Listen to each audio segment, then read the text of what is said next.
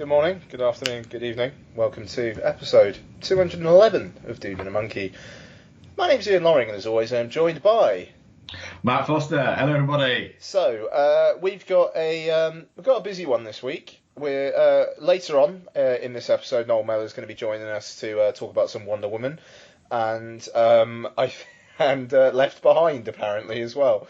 The Nicolas Cage Christian evangelical film that for some reason all three of us watched on Netflix this week. Yeah. There you go. There's also some other stuff that more than one of us has seen as well. So we'll talk anyway. So and we're going to be talking about Wonder Woman and also Baywatch. So Mark and I went to see that. So before Noel joins us, I think we're going to crack through Baywatch. So to start with, I suppose this week in film, Adam Wingard's doing Godzilla vs Kong. Yeah. Why not?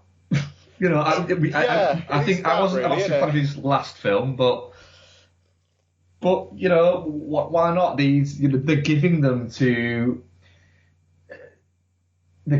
film geek friendly directors these type of movies nowadays.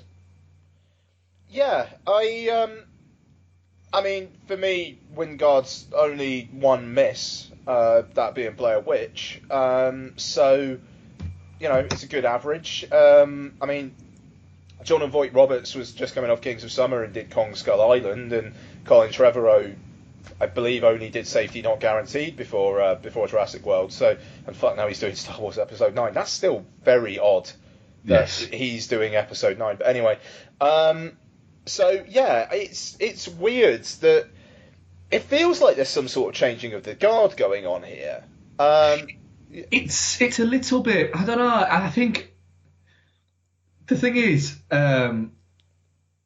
these filmmakers, they're looking at it, and Adam Wingard is literally a few days younger than me. So he's mid-30s, but I think the way that they look at it is he knows how to make a film to a budget. He knows how to make a film to a time scale, and he clearly has an understanding of genres and how to make a genre pick. So it's the case of, well, do you know what? Netflix have given him Death Note, and that he's delivered that on budget and he's delivered that on time, and that was a $60 million film. So, and I think the interest in that already with the trailer and everything was quite high. They expect it to be very, very popular movie on Netflix. So it just kind of makes sense. They don't need to go out and get essentially, you can either go for somebody who's an interesting choice or a jobbing director. And jobbing directors cost more. It's as simple as that. Yeah, that's true. Yeah, I mean, because I was talking about a couple of weeks back about Robert Zemeckis being in the running to do The Flash. And it's like, Zemeckis, even though he's had a couple of bombs lately, he probably still costs quite a lot. And would he really be that bothered about doing The Flash? It kind of feels like it would be jobbing. Whereas give it to these hungry guys who probably don't cost that much. To be fair, will to an extent probably do what the studio tells them to do. They'll work within a guideline. Yes, yeah, no, that's a good way of putting it. Yeah, and as well, and why not? As well, let's be honest. When you're putting a poster out or a trailer out, and you're going to throw out from the director of, and it's going to say from the director of The Walk and Forrest Gump, it's a little bit like, well, one of those is 23 years old, and the other one wasn't particularly well received. To be fair, that I don't think they would do from the director of. No, they won't. But if they did, it'd be from the director of The Guest and Blair Witch. Blair Witch made money. Yeah, I know, but nobody likes it. No, nobody likes it. But let's be honest. Whenever they put Michael Bay things on, nobody likes any of his films. They still fucking go and see them. Well, that's a fair point well made, that, yeah. I don't know, yeah, I mean, I'm looking forward to it. I mean, you got Michael Dougherty doing Godzilla King of the Monsters as well, which is an interesting choice. So It is a very interesting choice, that, yeah. yeah, I mean, he's like already a Warner person thanks to like co-writing Superman Returns and doing Trick or Treat anyway. So it's I mean, again, it is just why not, isn't it? We'll see. I want to give Blair Witch another go. Just in case I was just in a particularly shitty mood. The thing is, it's short enough and throwaway enough to give it another go and just see if it lands better on second watch, because I think both of us were quite guilty of going into it quite pumped for it, and we're excited about the idea of this, because I think we both said exactly the same thing from trailer to. Actually, we said it before it was even the Blair Witch. We also said it before when it was the Forest, whatever it was called. The Woods. Yeah. Both said, no, there's got to be something else to it, because that director is too smart to just make a generic woods-based horror. Mm. And then it was Blair Witch, and I have a feeling that Wingard and is it Simon Barrett? Is it? Yeah. Even though I don't think Barrett's involved, because I don't think he was involved in.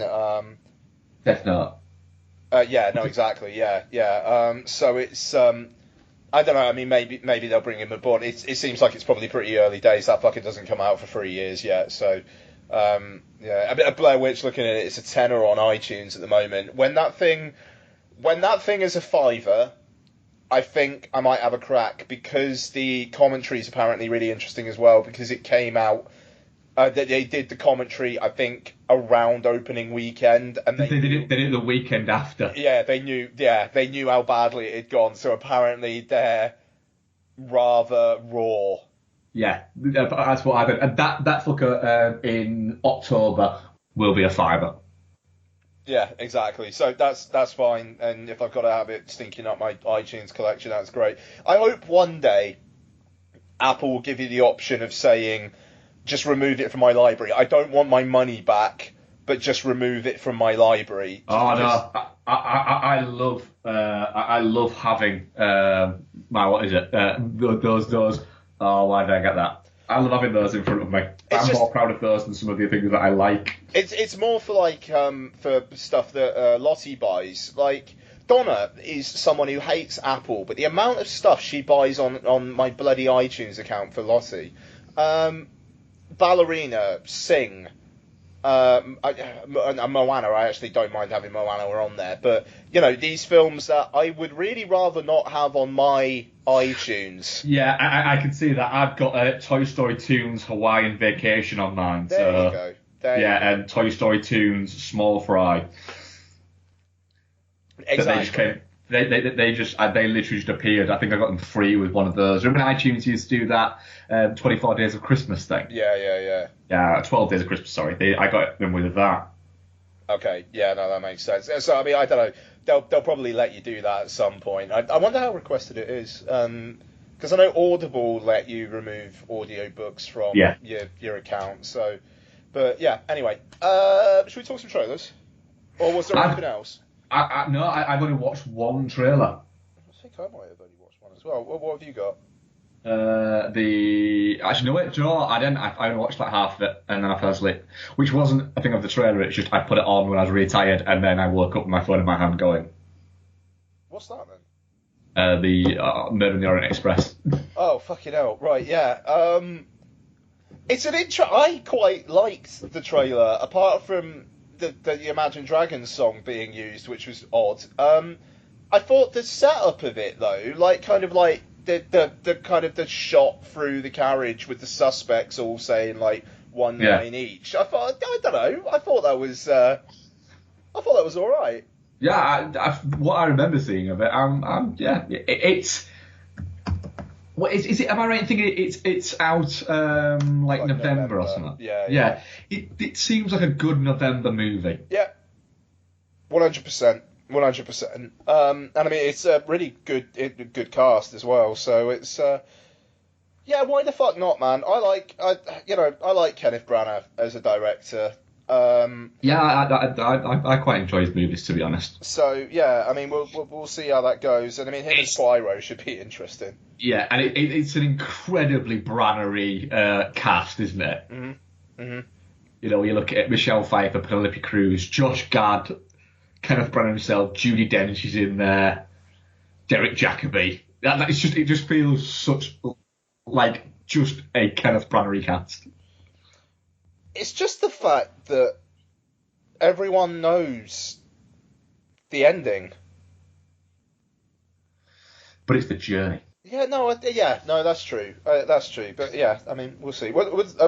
You saw the trailer for Logan Lucky as well, didn't you? Oh yes, I did. Yes. I think that literally broke last Sunday. In fairness, yeah. Why the fuck not? Yeah. I think. Well, we reviewed his last movie, Steven Soderbergh, the last movie he was going to make when he retired, and he wasn't going to make movies again for the third time, and then he's back making a movie again, and it's a little bit like, I remember saying, what is the podcast? There is no fucking way there will not be another Steven Soderbergh movie in the next couple of years. Mm-hmm, mm-hmm. And here he's back, which is good, because I'm very hit and miss with Steven Soderbergh, but when I'm hit with him, I think he makes really, really entertaining movies. And Logan Lucky looks really fucking entertaining. Yep. It doesn't look anything more than, but yeah. But I'm fine with that. Yep. I'm fine with that dropping sort of August time. Yeah, no, I mean, it's August in the US, isn't it? So hopefully it'll be August in the UK. Daniel Craig looks like he's having fun. Yeah. Which is nice. And yeah, we'll see. It does seem a little bit like when they were mocking up the trailer, because I think Soderbergh does his own trailers, doesn't he? I'm sure I read that somewhere, that he insists on doing his own trailers. I imagine that him and Daniel Craig were just having a few drinks one night and went, do you want to be funny? What if we put introducing Daniel Craig? Why? I don't know. Why not? I mean, that feels like a Soderbergh-led move for sure, doesn't it? Yes. Yeah, it feels like a little bit of a fucking joke, a little bit of a piss take. But yeah, I'm looking forward to that. I like the fact that Channing Tatum's become a little bit of a Soderbergh muse. It just makes no sense, but it's quite cool. It was Haywire. Was that the first time he worked with Soderbergh? Yeah. Yeah, and then went on to Magic Mike. That's right. Yeah, no, it's good. I mean, Channing Tatum again, just doing some interesting shit, and it kind of feels like he's in a position where it's weird. Channing Tatum. It feels like he's kind of A-list. Yeah. But when he wants to be. It is that, isn't it? I think he's managed his career so smart. He's taken the route that he wants to go down. No, quite. Yeah, I kind of want to. I still want to see him break out, like really, like top line, a big film. I think what he's essentially doing now, though, I think because the G.I. Joe thing didn't work for him. And he did like G.I. Joe, and he did The Eagle and stuff like that. I think he's gone, do you know what? I have more fun just working with directors. Because when you look at it, post Step Up series, he's worked with Michael Mann. He's worked with Soderbergh a couple of times. He's worked with Tarantino, and he's worked with the Coens. It's like he's going, I want to work with this guy. It shows that he has a liking for film. Well, no, quite. Yeah, it's I don't. We'll see. I've lost my point. Don't worry. I've lost my point. So, anything else? No, that's it. Okay, let's get on to Baywatch. Yes. So, directed by Seth Rogen. I wish. Directed by Seth Gordon. Starring Dwayne Johnson, Zac Efron, Alexandra Daddario, Kelly Rohrbach, and others. Baywatch. How to describe Baywatch? So Dwayne Johnson is David Hasselhoff, and he is a lifeguard who's like the biggest fish in a small pond. Zac Efron is a disgraced Olympic swimmer who joins his Baywatch team, where they are ostensibly supposed to save people on the beach, but instead they uncover a conspiracy of drug dealing and property development on the bay. So, Baywatch. Your man Zephron's here. Your man Dwayne Johnson's here. Yeah. Should surely be film of the year for you. It's not quite film of the year, but I'd be lying to say I didn't actually thoroughly enjoy it. It does exactly what it says on the tin movie. It is a burger from a fucking street fucking vendor by the beach kind of movie. In the sense of you'll eat it and go, "It was nice that, I enjoyed that. It was exactly what I needed." Dwayne The Rock Johnson is Dwayne The Rock Johnson playing Mitch Buchanan. Zephron is pretty and stupid, doing his Zephron bit. The guy is ripped to fuck in this movie. It was insane. I think the loudest noise anybody made in the entire cinema during the movie when there was two instances where people went, damn, during that movie, right? One was Zephron when he took his shirt off, and it was me. And two was a girl who was sat behind me when Kelly Roback smacked her ass. At that moment, and that was a girl behind me. So there you go. Zephron took his shirt off, and I went down. Kelly Roback smacked her ass, and a girl behind me went down. So yeah, it's stupid. It's fun. I really enjoyed it. Yeah, I mean, I'm kind of there as well, to be honest. It's way too long. It's creeping up on 2 hours, and this fucker needs to be 90 minutes and done. Because it takes a long time to kind of set itself up, I think. From the start. It has a lot of fun with itself in the first 20 minutes, is what I'll say. Yeah, no, totally. I mean, like, the opening title is amazing. Oh, yes. I thought you'd like that. That is... I wish the film was more of that. I thought that perfectly sets up for what it's going to do for the rest of the movie. Well... It basically went, this is it. We are not taking this seriously at all. No, I know, yeah. But then the film gets weirdly wrapped up in its plot. And I mean, it's kind of funny, and it's almost in-jokey in that, like, how long are we going to stretch out this plot for? But at the same time, it just feels like, right, we get it, that Dwayne Johnson's kind of disgraced and Zac Efron's leading the team. Let's kind of fast forward through this section, please. Yeah, I'll agree with that. That drags a little bit too much. It could have moved a little bit quicker. And also, you don't get an idea of sort of timescale of how long that's going on for. Yes. You do have a very good bad guy, though. Yeah, no, she's great. Priyanka Chopra is fantastic. And the fact that at one point she says, "I'm not a Bond villain." Yeah. That's great. Yeah. And you go, "Oh, do you know what? She'd make a fucking great Bond villain." Yeah, she would. And one of the great entrances in cinema where she pulls up and they have to get the little step out for her to step onto on the beach. I just thought, that's brilliant. Mm-hmm. That's fantastic. Yeah, no, quite. I mean, she's very, very good. In fact, she probably should have been on screen more. She's got that good balance of threatening and just quite sexy. Yeah. And it's I mean, that works well. But yeah, I don't know. I want. The thing is, the ridiculous moments are fucking fantastic. The dolphins in the opening titles kind of set that up, and like the shit that The Rock comes out with when he's poisoned by that thing at the end, like that speech he gives is incredible.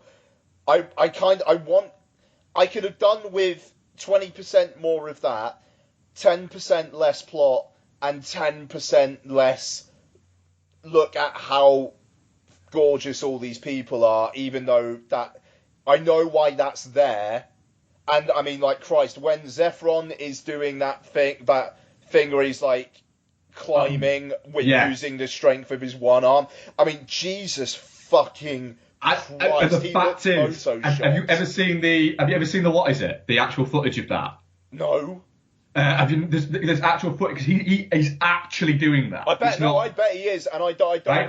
1 minute think he was photoshopped, but he looks photoshopped. He does look photoshopped, but in the raw footage of that, you can just hear Dwayne The Rock Johnson shouting "Fall!" Really? Okay. Yeah, all the time. Apparently, they literally just all of someone was, I think it was Alexander Daddario basically said, you could make a sequel out of just the outtakes of Dwayne Johnson and Zac Efron taking the piss out of each other.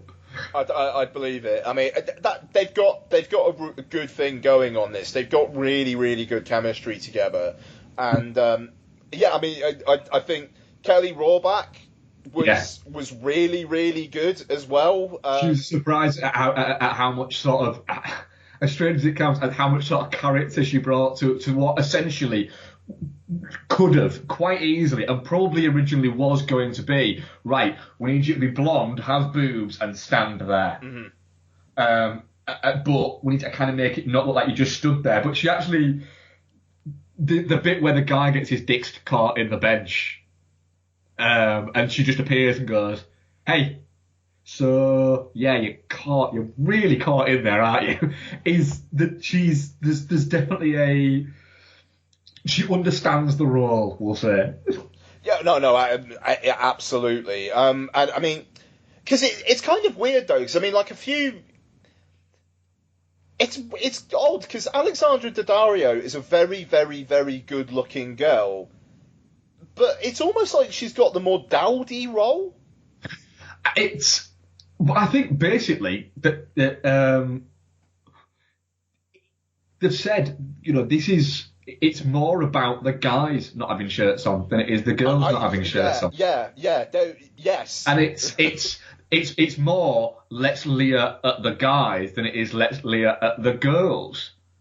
And it is a little bit like that. There's nobody you couldn't say about this movie, oh well it's clearly just aiming at trying to get guys there, because honestly, there was more girls at the screening I went to than there were guys. Oh no, yeah, same, yeah. And I mean, there was a bunch of 4 girls like in the back of my screen who were having the best time. Yeah, like, and who wouldn't? Good on them.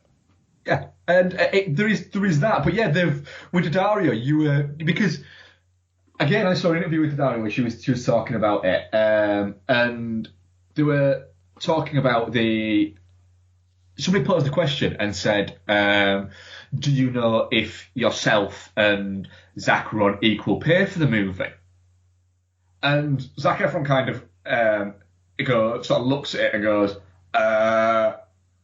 and sort of looks at Alexandra Daddario and says, I don't know how to answer that. And she says, and she answers it quite well, and she goes, I don't get your point. And they say, well, then to ask it again, she says, can I just point out that he's Zac Efron and I'm the girl with the tits from that GIF? Good on her. Like, yeah. And she says, I don't know, maybe. She said, I also don't care because I'm 32 years old and I own 3 houses and 2 cars. I'm doing fine. Yeah. I'm doing really good. What we should be worried about is if somebody who works in Starbucks is getting paid as a supervisor in Starbucks, he's getting paid the same as the guy supervisor in Starbucks, not whether me and Zac are on the same money when Zac can open a movie and I can't yet. And I mean, like, to be fair, if we're talking in movie terms, I think the more relevant question there would be, in the future, we'll get to this, is Gal Gadot getting paid the same as Henry Cavill? Yeah, that's it, which we'll get to. But it was interesting. That then and then Zephron kind of broke it and went, what we should be discussing actually is the fact that I take my shirt off quite a lot and Alexandra just doesn't take her shirt off once, just like once. And then she responds by saying, "Did you get your dick out?" And he's like, "I did not get my dick out, no." Well, yeah, quite. And they completely just turned it around to just taking the piss again. And that's what the whole movie seems like. It seems like a group of very attractive people having a lot of fun making quite a fun movie. Yeah, no, quite. And I mean, it's. I mean, I'm not gonna say it's the comedy of the year or anything like that, but it does feel like. It feels like the reception to this was very, very sniffy. And well, it was. Do you know what? It was, but it was always going to be. People turned their nose up at it straight away. In a similar way to deciding that they didn't like it before they went to watch it and saying, "Oh, it's the Baywatch movie." Sorry, is it a movie based on one of the most successful TV shows of all time? I'd maybe say there's an awful lot of goodwill for Dwayne Johnson, though. There is. But maybe there should be, because let's face it, if this was somebody else in that role, it maybe wouldn't have taken the swing that it would. And you've got to kind of trust Dwayne Johnson that he's going to look at it and say, hang on a minute, if we're making it, let's be sensitive with it, and let's be sensible with it, and have it so that the girls aren't just there to leer at. They're the ones who are actually doing most of the good shit. There's no comic relief girl character, but there's two comic relief guy characters. What, like the tubby guy and the copper? Or... And Zephron. Oh, what, Zephron, yeah, good point. Yeah. So you've got that, whereas the girls, you've got CJ and Stephanie seem to be really fucking good at their jobs, and Alexandra Daddario is the recruit who is the obvious one, and she's the shit hot one. Noel, what did you think of Baywatch? Okay, good talk. Hello. Oh, we're still talking Baywatch. I just want to sorry. you in. What did you think of Baywatch? What's your pre-review? My pre-review is, I bet Marc fucking loved it. I bet Ian says I had a really good time with it, but some of the jokes fell flat. And I reckon I would probably really enjoy it if it hits me on the right day. There you go. I'd go with that. That's pretty accurate, yeah. There we go. We're predictable, aren't we? We're so predictable. Yeah. Oh, this movie looks shit. I bet Marc really likes it. He does. It's got Zephron in it, It's got Zephron without his shirt on. Yeah. I know, I mean, I said at the start of the review, it's Zephron and Dwayne Johnson, so it's probably his film of the year. So it's Yeah. You know, but yeah, no, I mean, it's like I say, I mean, it is too long. The action sequences, it kind of fit. It's weird. It kind of feels like maybe this film didn't have the budget that it kind of wanted to have, because it feels like there's only really two major action sequences, and then neither of them are that great. It was only 70 million budget. Yeah, which 70 million it is for essentially like a blockbuster, which it feels like one of those blockbusters a little bit like Dwayne Johnson does with like San Andreas, where it's blockbuster but it's not quite top level blockbuster. It's just kicking in below. It seems very much like one where the accountants had something to do with the budget without question. They've played it safe a little bit. They could have thrown 80 million, 90 million at it, but then it would have had to make a lot more. And it is an R-rated comedy. That's true. Yeah, all right. It's I don't know. There's some dodgy CG, and it kind of feels like maybe they would have liked to have gone a bit bigger. Yeah. But you know, you've got The Rock being very, very funny with what looks like a rocket launcher or some shit at the end. So you know, what was that thing? Yeah. What was it? Essentially it's a casing for for a big firework. Yes. Yeah, that was it. Yeah, it was a big firework. All right, but we'll not say much more, just because I'm sure no one doesn't want to be spoiled for Baywatch. Because I'll get to it. To be honest, it's definitely a rental for me. But the one thing, did I hear something about some really bad CG fire on a different podcast? There's some fucking terrible CG. Like it's yeah. Not quite. The fire's bad, but it's like the embers floating around. Yes, that's exactly what they said. Okay, yeah, no, yeah. it's... It was. They said something about bad CG ash and bad CG fire. Oh, Can't even my God. it was. It might have been film junk, I don't know. What I will say, though, is that if you're talking about bad CG embers in fire in the Baywatch movie, you're fucking nitpicking. You're really fucking nitpicking. No, but, I mean, to be fair, why have them? Like just have a load of smoke. Which is fair enough. Fair enough. If you want to put out of work that guy who I don't want to put him out of work, Mark, you big those embers, for days. Then fair enough, Ian. But you know what? I don't. I want that. It sounds like he didn't earn his keep, to be fair, though. So, yeah, no, he might be shit, but he's got kids to raise. Right, no, I'm sorry. It's the same guy who did the fucking breath in that scene in The Social Network where they're stood outside. The scene outside what is it? Yeah. Yeah. It's just shit at his job. Let's fire him. Yeah, there you go. Anyway, I think, to be fair, we're probably... did we just get like 20 minutes out of Baywatch? I think we did well. Well, yeah. It's so definitely not shit. Yeah, I'd go definitely not shit. There's already an extended version for pre-order on iTunes. Yes. Why not? I'd said it was too long, but fuck it, I'll watch an extra 5 minutes of dick jokes. Well, I'm gonna go probably not shit, if that's okay. I like that. Yeah. That's cool. Our audience, 5 votes, definitely not shit, 20%, touching cloth, 20%, and shit, 60%. Right, so that translates to 3 people thought it was shit, 1 thought touching cloth, and 1 definitely not shit. Right, okay. I think I voted definitely not shit on that as well. Right, nice.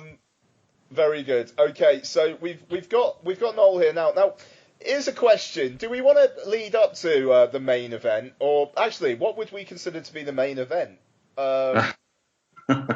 Is it Left Behind? I genuinely... I don't want to live in a world where Left Behind is the main event. Right, I'll tell you what then. Let's delay Wonder Woman. Let's do some Left Behind. So, as I said at the start of the show, for some reason, all 3 of us have watched Left Behind. And I think we all watched it this week.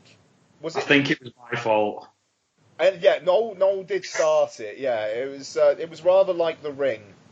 I needed a train film, and I had 3 on my phone. I had that Netflix movie with Melanie Linsky and that I can't remember the name of. I don't feel at home in this world anymore. It's good. Yeah, there was that. No, I do fancy that. I just wasn't in the mood for it. I also had I can't remember something else. And then Left Behind was just like, it's got Nicolas Cage in it. It's a disaster movie involving a plane.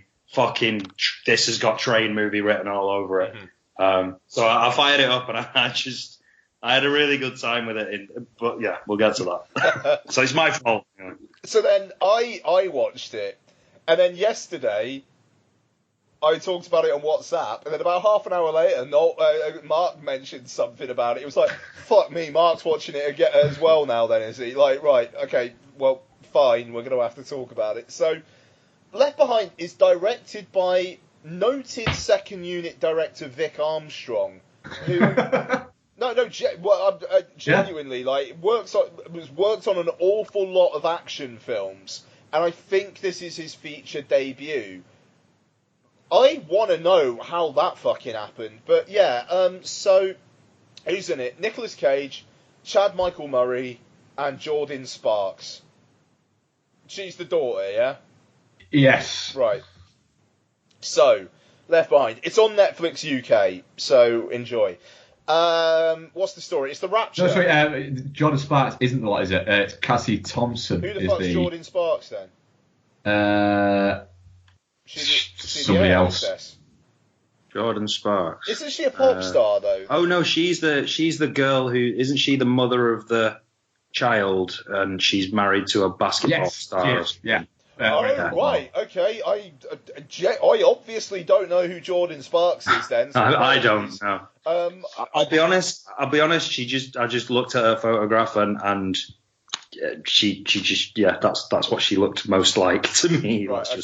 Fair enough. No, you're probably right. I noticed her in the opening titles, and I thought she was a pop star. To be fair, I was thinking she's probably a Christian rock pop star. It's going to be the blonde daughter. So apologies for Christian rock stereotyping there. So yeah, it's the Rapture. This is the end, but it's not. Well, it's not intentionally funny. Yeah. No, it's not. No. So yeah, I mean, let's get into it. Why did we all watch it to the end? God knows. Oh my God! I've just made a discovery. What? This is a remake. Yeah. Oh yeah. I'm so watching the original. Originals. Original movie. Originals. Based on the New York Times bestseller. It stars absolutely nobody. Oh, Kirk Cameron. Yeah, he directed it. Yeah. He directed it? Oh, my God. Yeah, there's 3 of them. Available on... It's one of 3. Yeah, there's 3. There's Left Behind the movie, Left Behind 2 Tribulation Force, and Left Behind 3 World at War. It's a fucking DVD collection. Oh, my God. We'll come to it, but that makes an awful lot of sense about the ending. But we'll come to that. That sounds like some Dude at a Monkey Universe Patreon content, if ever there was.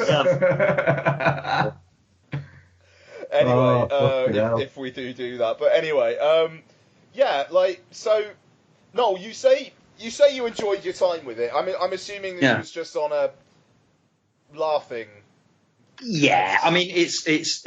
The thing is, it's got a lot of unintentional humour to it. Nicolas Cage is impeccably bad in it. His hair is now getting really troubling, and his face and his hair are just disturbing to look at sometimes. The fact that he's having a extramarital relationship with this young bouncy biscuit is just ridiculous. Yeah. It's, even just like Leah Thompson's performance as the mum feels very sort of melodramatic TV. It's all over the place. It's kind of a mess. It's got a religious message, which is obviously hilarious. And it's the movie that we find out where God hates clothes. Just the moment where the thing that struck me about it is we'll get to the event, but even after the event, there's just fucking clothes everywhere, and there's clothes falling out of lockers above them, and people are throwing clothes at each other. There's just fucking clothes everywhere. Chad Michael Murray takes several videos of clothes. Yeah, he's going around filming clothes. It's just. There's a lot, like wardrobe must have been really busy on this film. Also, as well, what is it with essentially like mid-budget movies and an obsession with children or young American teens, older American teens really liking U2? Because because it's the same in what is it? Isn't it? It's I'm right in thinking in Taken, she's going around following U2 around Europe. You're right, yeah. And then in this, you got those U2 gigs tickets. It's like, I doubt they like U2. Well, no, I mean, I think Nicolas Cage is probably thinking like, Bono is the most seductive lyricist of our time. These tickets for U2, I hear they're really cool. I was watching it, right, and I watched Face Off earlier this week, and so.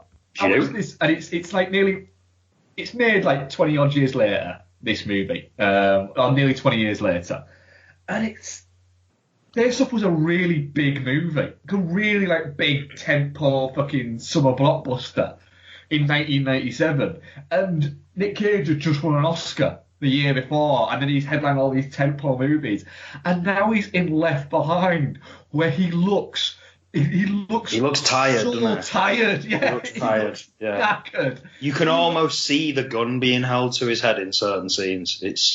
He looks like he spent more time arguing about stuff, saying, "I'm not standing up to do any of these scenes. I will do 2 minutes of screen time standing up, and the rest of it, I want to be sat down." sat down. Knackered. There's the scene. There's the scene on the airplane that's like 20 seconds long where he's like saying, "I don't know what's happening, but sit the fuck down." Put down. And then at the end, with the best sequel setup I may have ever seen as well. Yeah. Like literally, but without the knowledge that this is based on, a previous trilogy, for me that's the moment where the film ends and they're stood there and you go, really? What are you planning to do? You're intending to do another? Is that why I've been here this whole time, so that you can do another one of these? It's just so bizarre. Fuck it. It's probably got the audience for it because it's a Christian allegory and that has an audience. And we've all watched it on Netflix, so yeah, we're probably part of the problem, aren't we? It's inept, weirdly inept in so many ways. Like it does feel like a very, very daytime TV production. Yeah. Like the score. It is Lifetime. It is so Lifetime. Yeah, I mean, the score is a mix of Christian rock songs, and weirdly plinky plonky piano music. Even though some of the shit happening is like really dark. I would love to know, like, if there was some sort of age limit where anybody below the age of blah automatically got into heaven. Well, that was it. Yeah. Me and Bex watched it going. I was trying to figure that out. There's got to be some shitty kids out there. Do you know what I wanted to happen? Was that the midget would get sucked into it, and then like a few seconds later, the God had realised that it was a midget and spit it back out. That would be pretty good. Because that just made him even more angry. And also as well, I did find that I was spending a lot of the movie going, I wonder what that midget does that he can afford to fly first class. I want to know what he does. He seemed like a bit of a baller, didn't he, to be fair? Yeah, I was thinking record producer. It's something. Yeah. But I did want to know where he bought his clothes. Oh, yeah. Says that kid, yeah, sorry, yeah. Just on the ending as well, there was... I mean, the moment where they sort of all turn around and the world is burning, that's not like it's almost a bit like, well, where did that come from? Like, it is, but there's another moment earlier in that when the daughter is running around after the kid who I genuinely thought was called Creamy throughout the entire movie. And so I looked at the credits and went, he can't have been called Creamy. What is he called? It's called Ramy. It's called Rayford, so he's named after his dad, but they call him Ramy. I thought, is he called Creamy? Is it like a nickname? Because he's so hideously pale. Do you know what his real name is? Major Dodson. Yeah. That's amazing. But then there's a bit where she's running under a bridge, and a school bus just comes off the bridge, and it's like, how long was that school bus just driving around without anybody on it? Because that's a long time after the event. Yeah. It doesn't follow up on certain things as well. I mean, you've got, I guess, the daughter character is kind of supposed to be like the audience in a way, maybe. She's sort of, she's walking around and explaining to you what's happened to the world. Look at all this devastation. This is, these people are missing. She's walking around a hospital looking at clothes in baby, like clothes that have replaced babies. And she walks into a church and there's clothes. Do you know what else would have been great? There's clothes on a bus. What else would have been fantastic? The bit where she goes into the hospital and she goes through the maternity ward. It's going to be one fucking baby left. Of a particular ethnicity as just well. One fucking baby. Like just they picked one. They just picked one ethnicity. Shit, this one's. Fucking hell, man! Yeah, he didn't rapture the Muslim gentleman, did he? Of course he fucking didn't. I just fucking twigged that. Yeah, that's true. That's very true. Yeah. Or the black lady. In fact, there was a lot of old ladies as well. No old men, but a lot of old ladies. And also, is everyone just walking around just swinging dicks in fucking heaven? Because that sounds a little bit weird. Yeah, pretty much. It's a good you've had done some heinous shit in it. I mean, I'll give it the moment it actually happened. I was kind of taken aback. You know, I was waiting for it to happen, but like the way that it is literally the blink of an eye and they're gone. Like it was.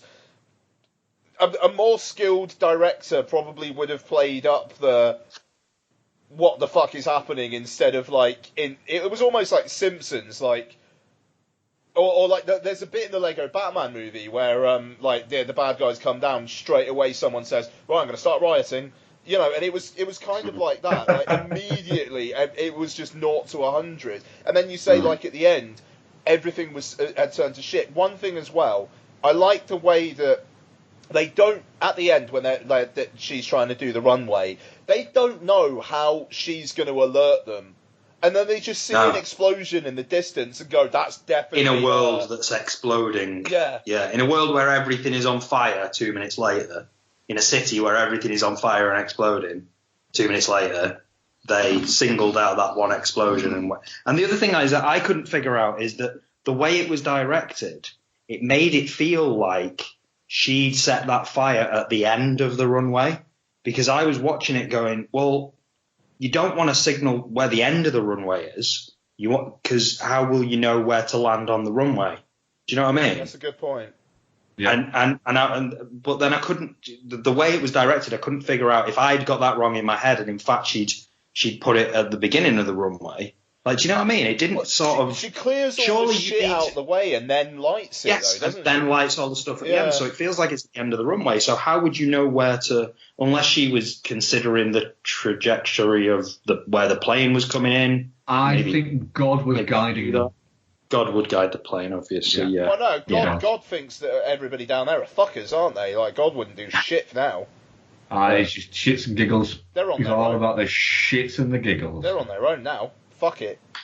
I will say the one shot that I really enjoyed with no sort of irony or piss taking, the shot where it sort of creeps back and you see the event's happening and the kid Creamy, she's hugging him and then Creamy disappears and his clothes just fall off her. Yeah. I did genuinely think that was really effectively done. It worked and it looked like she was holding a kid, but then the clothes fell down and it felt a bit creepy, and it also felt a bit like, maybe I can imagine that, like hugging my son and him disappearing, that being like quite a powerful thing. So, if there's one MVP for the film that I'm not in a totally non-piss takey way, I think that shot worked really well. Yeah. Absolutely. Yeah, I agree with that. Yeah, no, absolutely. It's, I don't know, it just... The thing is, I mean, what do we learn about God by the end of this, though? Like... He doesn't like dwarfs. He fucking hates midgets. Or clothes. But, I mean... And he's probably a pederast. Well, yeah, man, he's got a lot of kids up there. I mean, it's just like... A lot of fucking kids. Because they say the whole thing about that, like, well, something terrible is going to happen down here, so he's bringing them all up to heaven to protect them. And it's like, well, no, the reason why why something terrible is going to fucking happen is because you just stole everyone, you fucking twat. Yeah. Also, there's the suggestion that the mum knew this was going to happen. Yeah. And... I mean, I guess this is the fucking mechanic that Christianity works on, though, isn't it? But, the idea that this is going to happen and I'm not going to tell my loved ones that it's going to happen. I'm just going to try and enforce my faith on them so that they eventually, at some point, go, oh, yeah, God is a real thing that I really like, and then they'll be safe. It's just a bit of a weird... But then again, I'm not really criticising the film there. I'm kind of criticising the basis of religion. So, well, no, I mean, to be fair, I mean, if anyone dares, because the first half hour is a bunch of people daring to question God, and then it's basically right, they're all left behind. So it's basically terrible shit happens, but you have to have unwavering faith regardless. Otherwise, when the rapture happens, you'll be left behind because you didn't have that complete unwavering faith. But that's where it doesn't really work, though, because these characters are our heroes. Yeah, like these are the people you follow. These are the people I'm supposed to be rooting for to survive, despite the fact that, you know, one of them's having an extramarital affair and they're all heathens.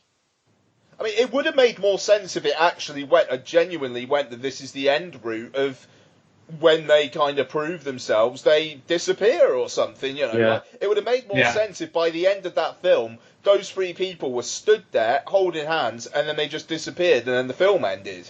And it would have been like, all right, cool. So if you do, with the knowledge of what is happening now, if you do a genuinely selfless thing, you know, there you go. That's fine. I mean, that's the thing.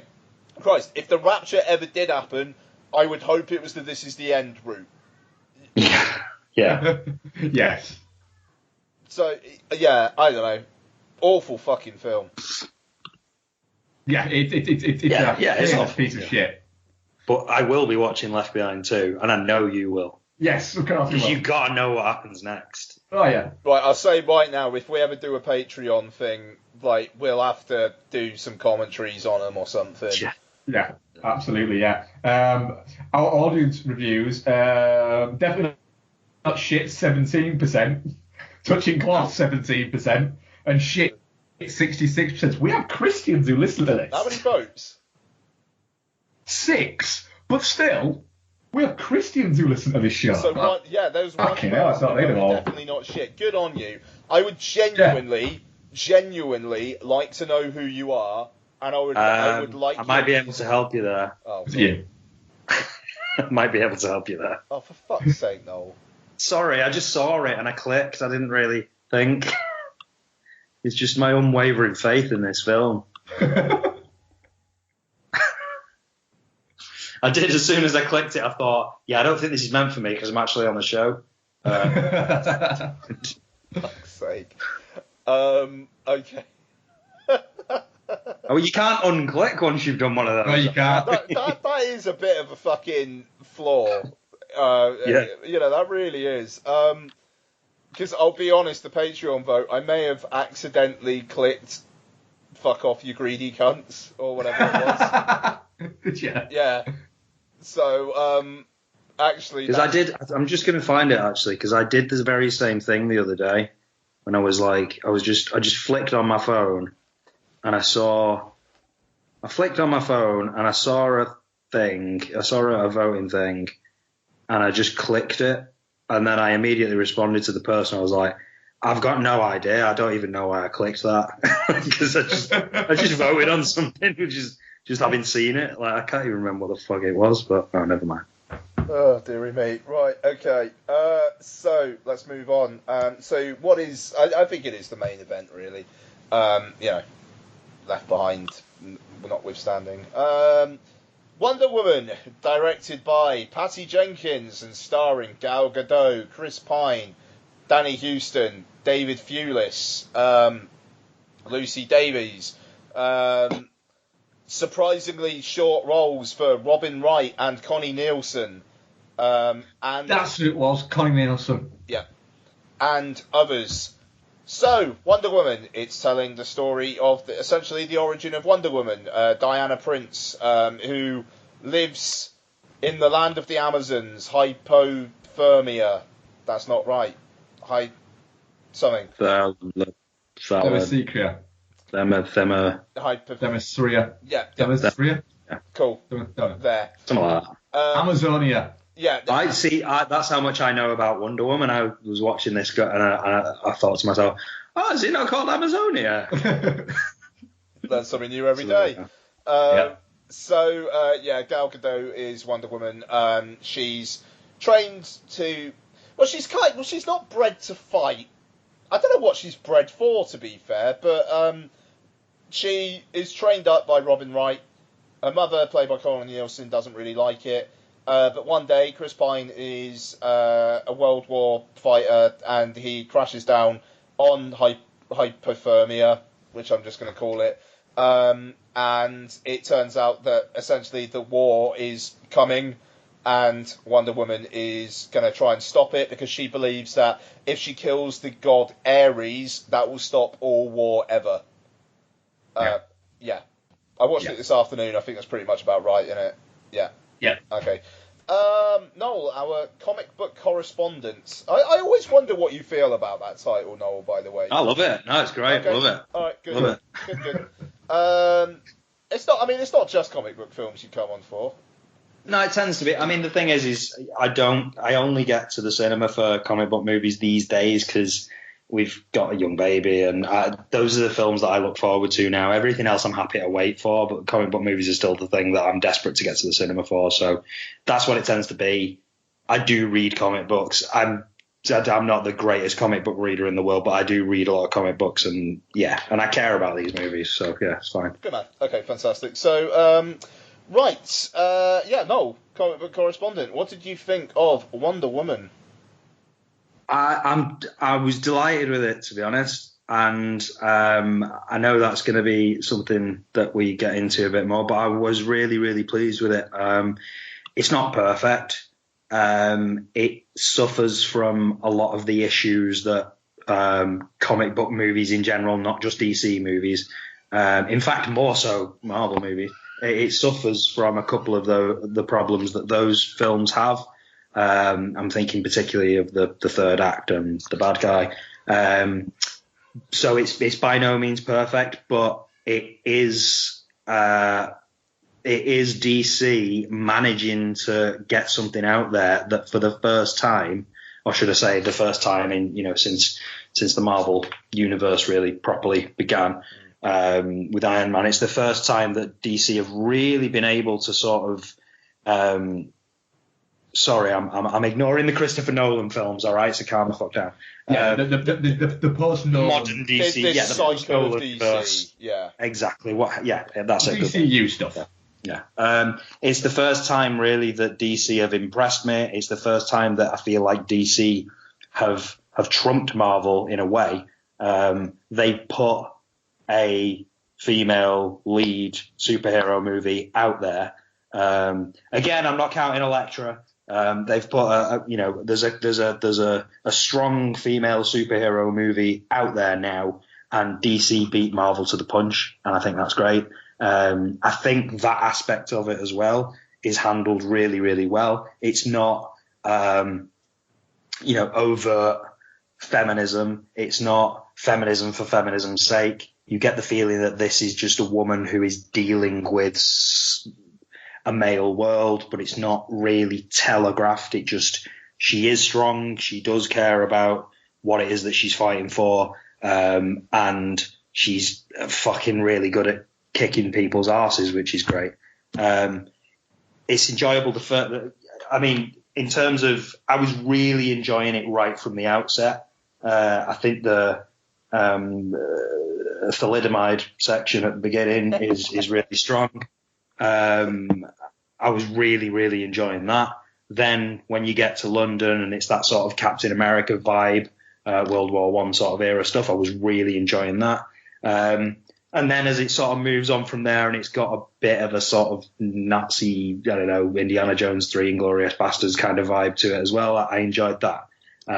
Lost me a little bit towards the end, but I think it had already done enough for me to forgive that sort of weak ending a little bit.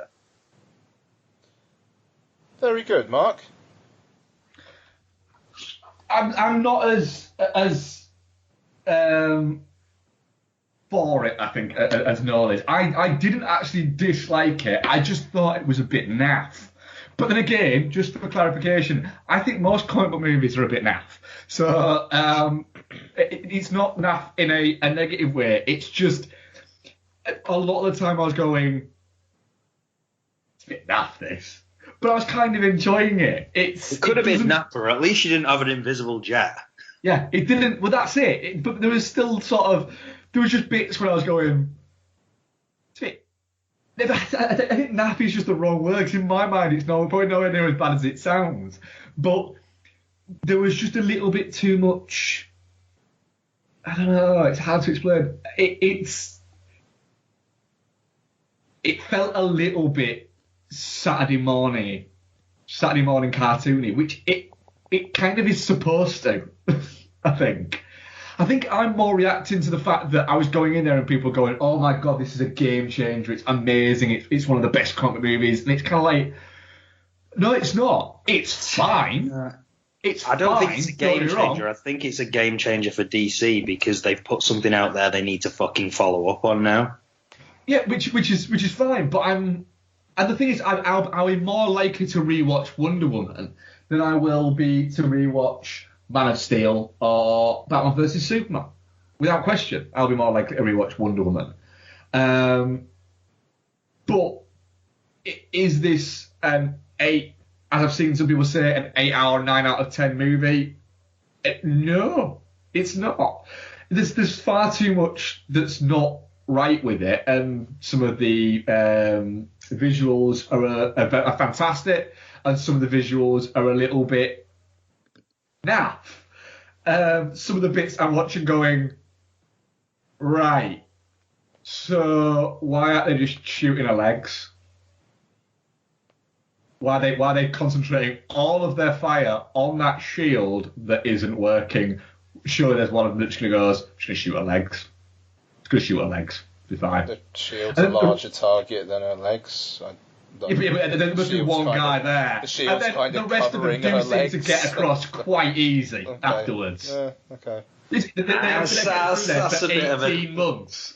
For 18 months, I'm fine. Yeah, Wonder Woman kicks fucking ass in this movie. I think a criticism like that, unfortunately, I would have to say falls into the fucking hell, it's a movie, Mark category. No, because if that had been Zack Snyder directing it, you'd have had exactly the same fucking problem, and that'd have been Superman. I've got to say, bud, I don't think I'd be saying, like, why didn't they go for the legs even if Zack Snyder directed? No, I don't think I would. I think the thing there's a fundamental difference between a Zack Snyder directed film and this film in that there is so much more to pick at when it comes to a Zack Snyder film that you wouldn't need to. You would almost. Honestly, you're both fine with the fact that she stood there holding a shield and all of this fire that nobody's been able to get by for 18 months is just concentrated on that one fucking shield. She's covering herself. She's crouched down. She's on no man's land. Yeah. She's covering most of her body. Honestly, I'm gobsmacked about that. She's crouched down. Her legs are covered. It's not that crouched though. She's pretty. Honestly, if I was one of those Germans, I'd be going, I'm going to shoot in the knee. What? She's pretty fucking crouched, Mark. Come on. Honestly, I'm surprised at that. I don't know. I mean, it's a nitpick that I think. It's not something. I'll give you one of my nitpicks. Go on then. Chris Pine breathed in that gas. Didn't have that much of a problem with it, did he? What gas? The fucking scene where they unleash that gas on that town, and then Chris Pine is there. He breathes some in, and he just coughs a little bit. Yeah. Hmm. I don't remember that bit, but yeah. Yeah, it is that. I had less of a problem with that, I'll say. Right, you've got okay, fine. All right, well, moving on. I think the thing is you have to look at this in context, and the comic book movies that we have got and been given, particularly from DC. The problems have been quite big, and I think for a film like this to have, little movie escapist, what's the phrase, suspension of disbelief type sort of foibles. Yeah, I can completely. That's the type of thing that I can forgive if the movie's good. When the movie's bad, yeah, maybe you're right. If Zack Snyder had made another one of his movies which would have been terrible, maybe I might have bitched about that because it would have been one of a stream of things that I hated about that film. But which one of those things of the fact is that you were having a better time with it than me. Yeah, exactly. And I was having a good time right out of the track with this. So I'll be honest, I didn't even think about that, and because I was more thinking about, all right, you've got this woman on fucking no man's land, and there's an entire sort of force of men behind her who are looking at her and going, fucking hell, we can do what we need to do because she is here. Which I am fine with, but it just felt a little bit like surely one of them would have got shot. I gotta say that 5 minutes was probably my scene of the year so far. Fuck, really? Scene of the year in all film? Yeah. Wow. That scene was your scene of the year in all film this year? Individual scene, I thought it was visually really striking. And I mean, also, like, after, when she's kind of kicking ass once she's over as well. I like basically everything up to when she gets catapulted up into that building and it kind of crumbles down. I loved it. Like that particular sequence. It was. I think just the idea of it. Yeah. Just the idea of throwing Wonder Woman into that iconic space and having her just go, that be the moment where she proves to everybody that she's with, that she's not talking shit. I like the fact that immediately. That's just a strong moment. Yeah. And I like the fact that immediately they immediately go, do you know what? She's better at kicking ass than we are. Immediately, and they just use it to get to that end for basically that. And there's no, we can't do it because she's a girl or anything like that bullshit. I did like that, but yeah, I was not as sold on it. No, I mean, I like the idea as well that that's the moment where she does it and it makes everybody look and go, fuck, like what we're about to do, we could actually achieve this, we can actually do this now. And that's the moment where, the weaknesses in the team, if you like, they come out and they just go, look, I'm not even good at shooting. And then the other guy's like, I'm an actor. It's like, they're just, it's almost that realization that the everyday guys who've been thrown into a shitty situation. Exactly, yeah. And now we're in a situation where something that we went into with all the, the chutzpah and fucking cocksuredness of just a bunch of mouthy sort of cocky guys. Now we're actually in a position where we could actually do this and stop the war. I just think being led by her running across no man's land, I think it's just I can't imagine something like that happening in a Zack Snyder film. I just really can't. No, you're right, yeah. I mean, like, it would be Superman fucking dwelling about it. And I mean, I like Man of Steel, but it would be Superman, like, feeling mingy about it for a bit. And then probably not doing it in the end because of reason. Or just flying and just lasering a load of Germans with his eyes. And going, Shag Lois Lane. No, exactly. A nipple-less Lois Lane. Yes, callback. I just want to say for my part, I enjoyed Wonder Woman quite a bit. I'm definitely more on the Noel train than the Marc train, I'm afraid.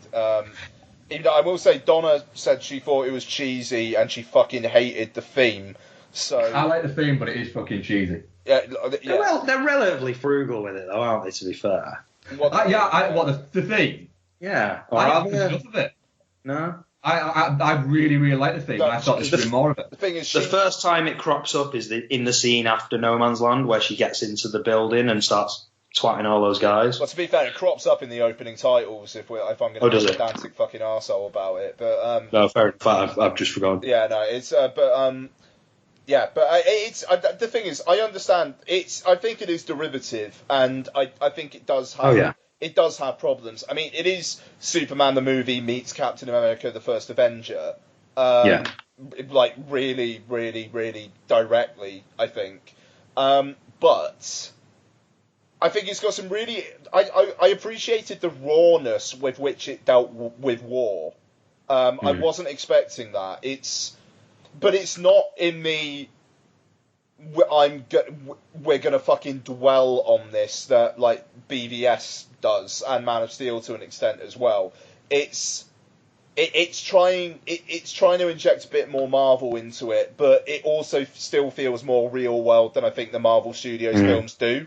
But then she has no qualms about killing people who are in the wrong as well. Really, she just because there's a moment where she kills someone, and I sort of went, oh, right, okay, well, we're just, we're not making a big thing out of it like we did with Superman. It's just, this person is wrong, this person is war, this person I believe is Ares, he dies. And that's it. Yeah, quite. And it's I like the almost corrupting of her innocence, which happens through this film, and her kind of struggle with that in the final battle. I mean, the climax. I mean, the fact that it was David Thewlis all along is a bit like whatever.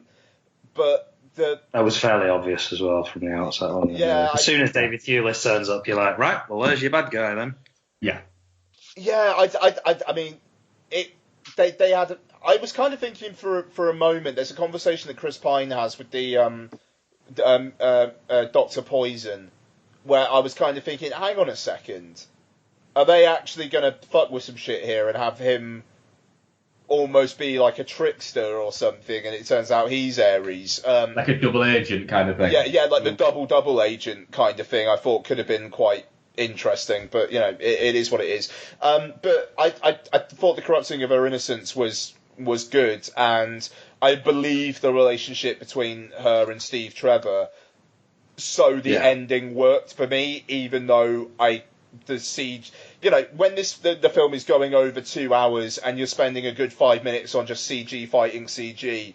Yeah, it's a shame because I thought, one of the things that I really liked about it and was quite surprised about was I thoroughly enjoyed the look and feel of the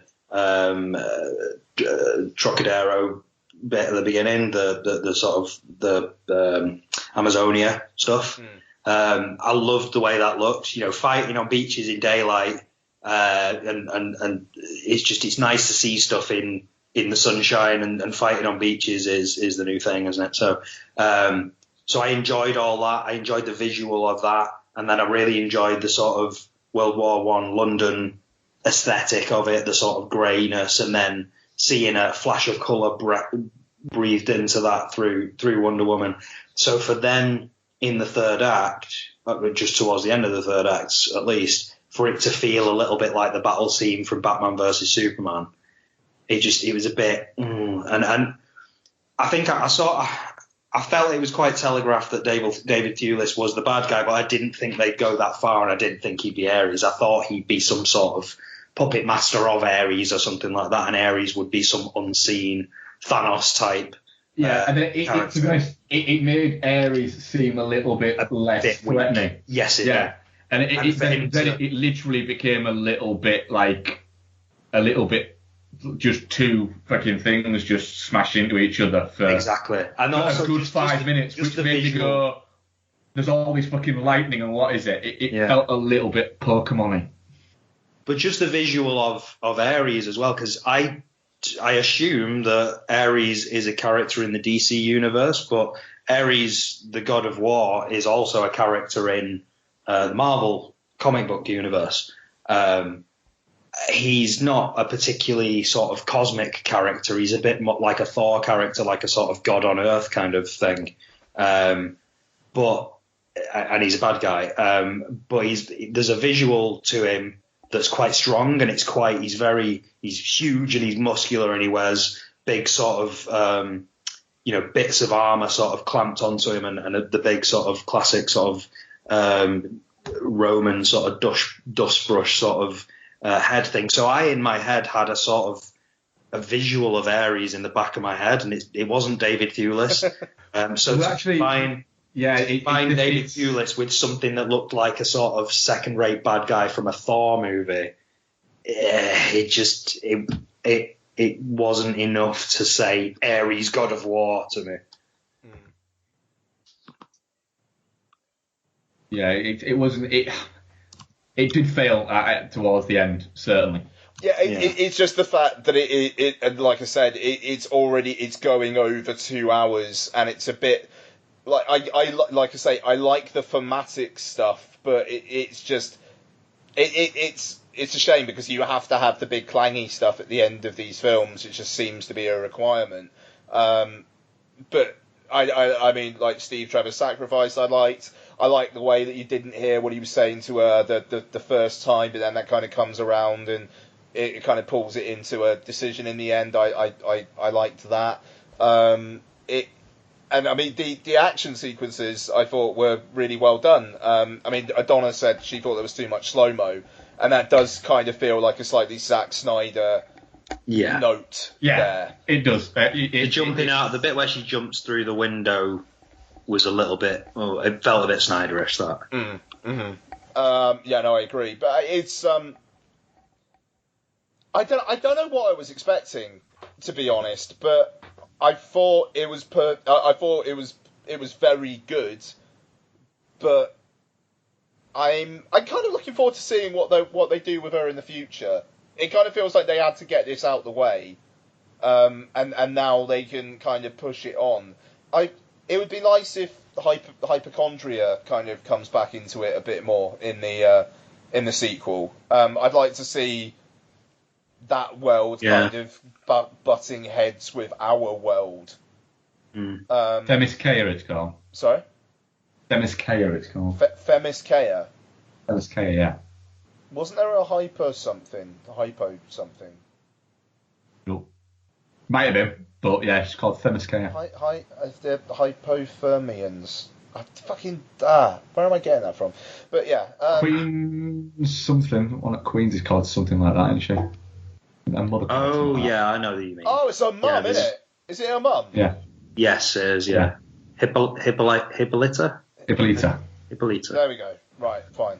Okay, good stuff. So did you both get what I said on WhatsApp about this is, after 3 Star Trek movies, this is the movie where I thought Chris Pine is a great captain, what's his fucking name? Kirk. Captain Kirk, yeah. He was very Kirky in this, wasn't he? He's great in it. Chris Pine. But then again, it's one of those things Chris Pine is great in is just something you say about Chris Pine, because he's usually pretty great in everything he does. But he does that sort of, not fish out of water, but he does that sort of like, I'm a person in this situation, I'm kind of winking at the camera with a smile, and I can't believe this is happening, but I'm toughing it out. Yeah, he never goes, this is weird. Yeah. He just kind of gets on with it. Yeah. Whereas he should go, hang on a minute. Particularly the moment at the beginning on whatever we're calling it now, the moment at the beginning where he's got the lasso of truth on him, then the bit where she catches him in the bath and he's sort of stood up and he says, "Oh no, I'm above average," and all that type of thing. Then there's a couple of moments later on, and the conversation that they have on the boat as well, where she's basically saying, "Yeah, pleasure is something we understand. We just don't think men are required for that." His sort of, his reactions to what she's saying, it just felt really Kirky, but more. I mean, I'm not the biggest Star Trek fan in the world, but it felt Kirkier to me than a lot of the stuff I've seen him in actual Star Trek movies. Yeah, he seems to be.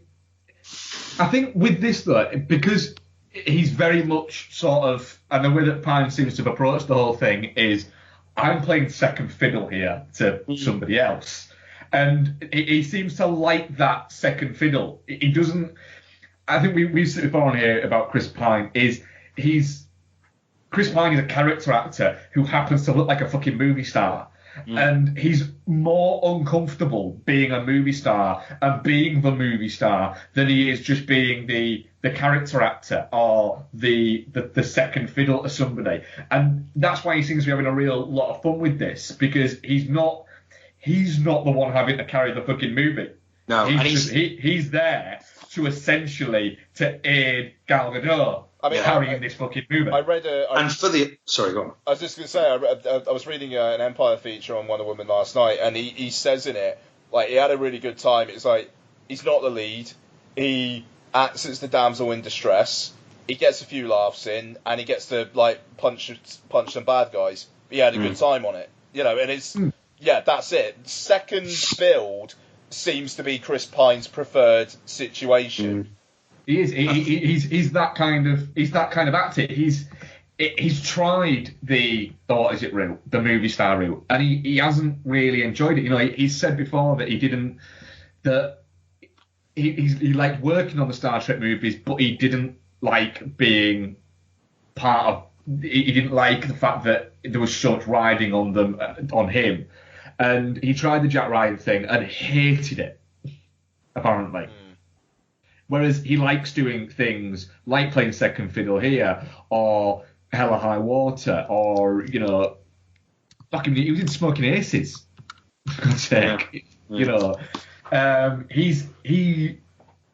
think he likes just being a little bit more in the background. I think in this case as well, he's useful in that he's useful to us as the audience because he makes the situation seem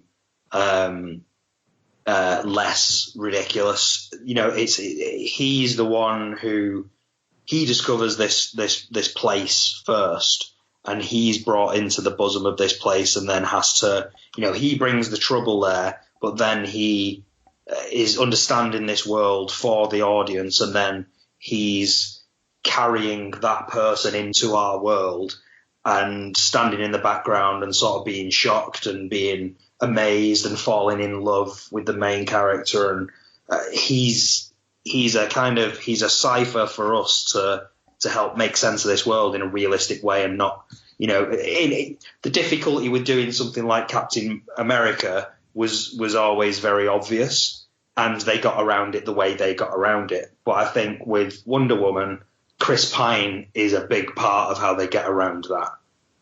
So I think he's he's probably a lot more useful to this film than he will probably ever get credit for, really. But he's excellent. Yeah, really good. So moving on from Chris Pine being excellent, what do we all make of Gal Gadot? Really good. Yeah, I think she's good. I think she's a lot more charming than I thought she would be.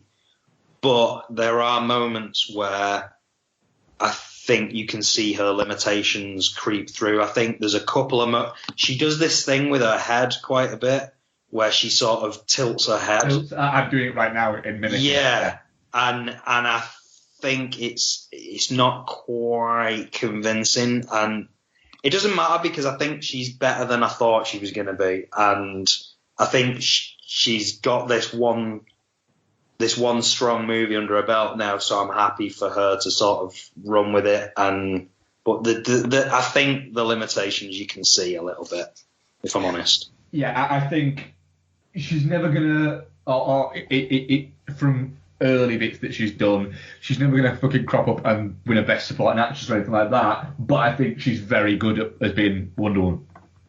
She carries off the physicality of it, and she's a good enough actress to easily play Wonder Woman. When you think about some of the acting chops of the people who are playing current superheroes, I think it's that, and she's charming enough on screen to spend time with. She gets the comedy bits quite well, and she also backs everything up. She's hampered mildly, let's be honest, by the fact that she's got a very strong accent, which is fine for the role that she's in here, but obviously it means that she'd have to, and she's always going to have to play a certain part in film. She'll get typecast as being from a certain part of the world all the time. Mm. She'll probably turn up as a Bond girl, maybe, I don't know. Or maybe she's too big for that now, I don't know. But yeah, sort of mysterious, foreign seductress that's quite powerful. Yeah, maybe. Yeah. I don't know. And, she can kick fucking ass. Yeah. Fucking right. But no, I enjoyed her. She was better than I thought she was going to be. It kind of feels like we're winding down here. Yeah. I don't know. Is there anything else that I thought maybe... I was just going to say on the Gal Gadot thing as well, there is one particular moment which I really liked, and it's a very, very small moment, but the guy who says he's an actor, the sort of short fella... the guy from La Haine. Yes. Saeed Tagamoy. That's the fella. That's the one. When it's kind of early on, it might be in the bar scene. I'm not too sure. It might be slightly after that. But he says something to her and he compliments her on. He basically flirts with her. He tries to flirt with her. Yeah. And she gives him a look, like she's asking him a question, and he sort of flirts with her, and she gives him this look that's as if to say, shut the fuck up and just tell me what I need to know. Stop messing about. And I thought it was really good. Just a very. It goes back to what I was saying before about, she's in this real world situation. She's having to deal with the way men are. Men in this film are the way men are, but not in a horrifically over the top kind of way. And she just deals with it because she's got important things to do. And I think that is kind of summed up quite nicely in that look that she gives him at that point. So, if we're talking about credit where credit's due, when it comes to Gal Gadot, then she does have her moments as well. So, I mean, yeah, she's upped her game since the Fast and Furious movies here, I think. Yeah. What is quite amusing is the fact that they use the fact that she's very multilingual quite well as well. The fact that she's talking in 2 or 3 different languages all at once is quite well done, and the fact that Gal Gadot can speak all those languages. I did also like his Syed Sagnoi's I am frightened and aroused. That was pretty solid. I was a fan of that line. Yeah, but no, I mean, like, she's ex-Israeli special forces, isn't she? So she's what Gal Gadot is. She's pretty sure. She was in the Israeli defense forces. She was a combat trainer. Wow. She was special forces thing being kind of what is it? A little bit. That's been clickbaited up a little bit. Played up a little bit, yeah. And they've played down the fact that she's a incredibly wealthy woman as well. Oh. She served in the Israeli Defense Forces for 2 years. Oh, because apparently it's mandatory for everyone over the age of 18 in Israel. But still, though, fair fucking play. Actually, it's actually, in her defence on that, it's not actually mandatory for all women to do it. It's semi-mandatory for women to do it. Oh, there you go. It's not. Whereas guys have no choice. Women can get out of it if they are doing, if they're trained to be doctors, blah, blah, blah, and stuff like that. Whereas guys can't. Gal Gadot actually volunteered herself to do it. Uh-huh. Well, there you go. Stop being a cunt, Mark. Well, why am I a cunt? Because you were like, oh, the fact that she's in the forces is a bit. But she should have known that. She should have actually stopped and said, hang on a minute, I actually used to train in this, and then you shoot my teeth. I think you owe Gal Gadot an apology myself, but you know. Do you know what? I would happily meet up with Gal Gadot to apologise to her, to say, I am sorry for being a cunt. I apologise. Would you kick my ass, please? In fairness, we could probably draw our attention to the fact that you focused on the one moment where she uses a shield to deflect bullets. And not the many other moments where she uses the tiny bracelets on her wrist to deflect bullets.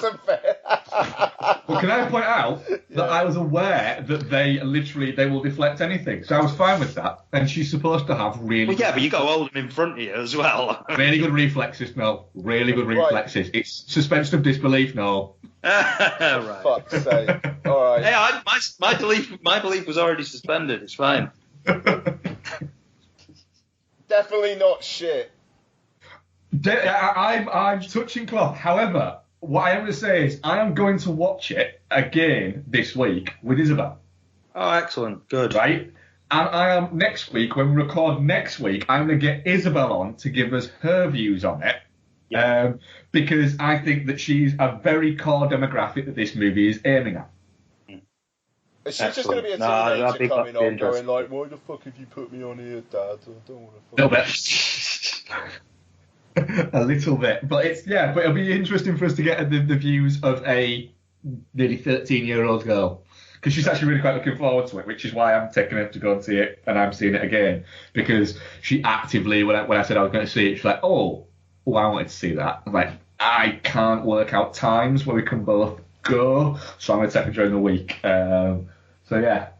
Well, that's good, because that brings me kind of back to a point that I don't want to sound too saccharine on, but this was a necessary film, and I felt like they did justice to that. I'm meeting up with one of my one of my old tutors from my film and media degree days, who obviously I work with now, kind of, because I work at the university, but she's written a lot of theoretical stuff around Wonder Woman, the comic book character, and her iterations over the years and the TV series and stuff like that. So I'm going to go for a coffee with her next week and find out what her angle is on this film, because I'm really curious to hear what she says, from an academic perspective about the feminism angle and all the other stuff that's associated with this character, and what they've managed to do, what they failed to do, what about the sort of mythos and universe of Wonder Woman they've managed to capture. And because I'd be interested to hear somebody who really knows this stuff but has thought about it on a deeper academic level than I ever would, to kind of see what they think. But the fact that you're taking your teenage daughter to see a superhero movie where there is this character at the middle of it, I think that's great, because this was a necessary thing to do, and DC did it first this time. And let's be honest, did it well, because it could have been shit. Well. And it's despite all my reservations and everything like that, it's still, if you were to pitch it to me in all of the DC and the Marvel movies so far that there've been, excluding obviously the DC universe and the Marvel universe movies,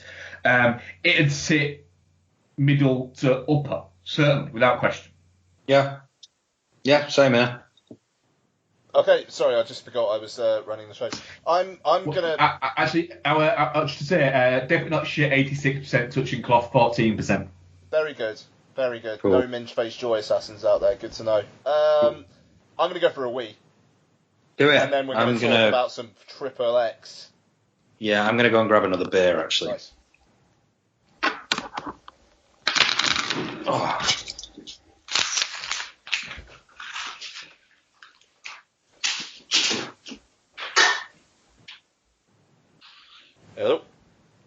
Hello. Hello. Oh, cool.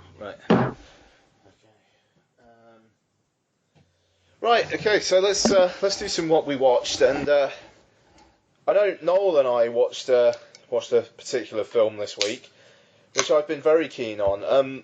So I rewatched Triple X, The Return of Xander Cage. Double X is the prequel. Yeah, absolutely, I'd watch that. I really want to know what you thought of this, Noel. X is just the prequel to the prequel. That's true. Yeah, starring Exhibit. Yeah.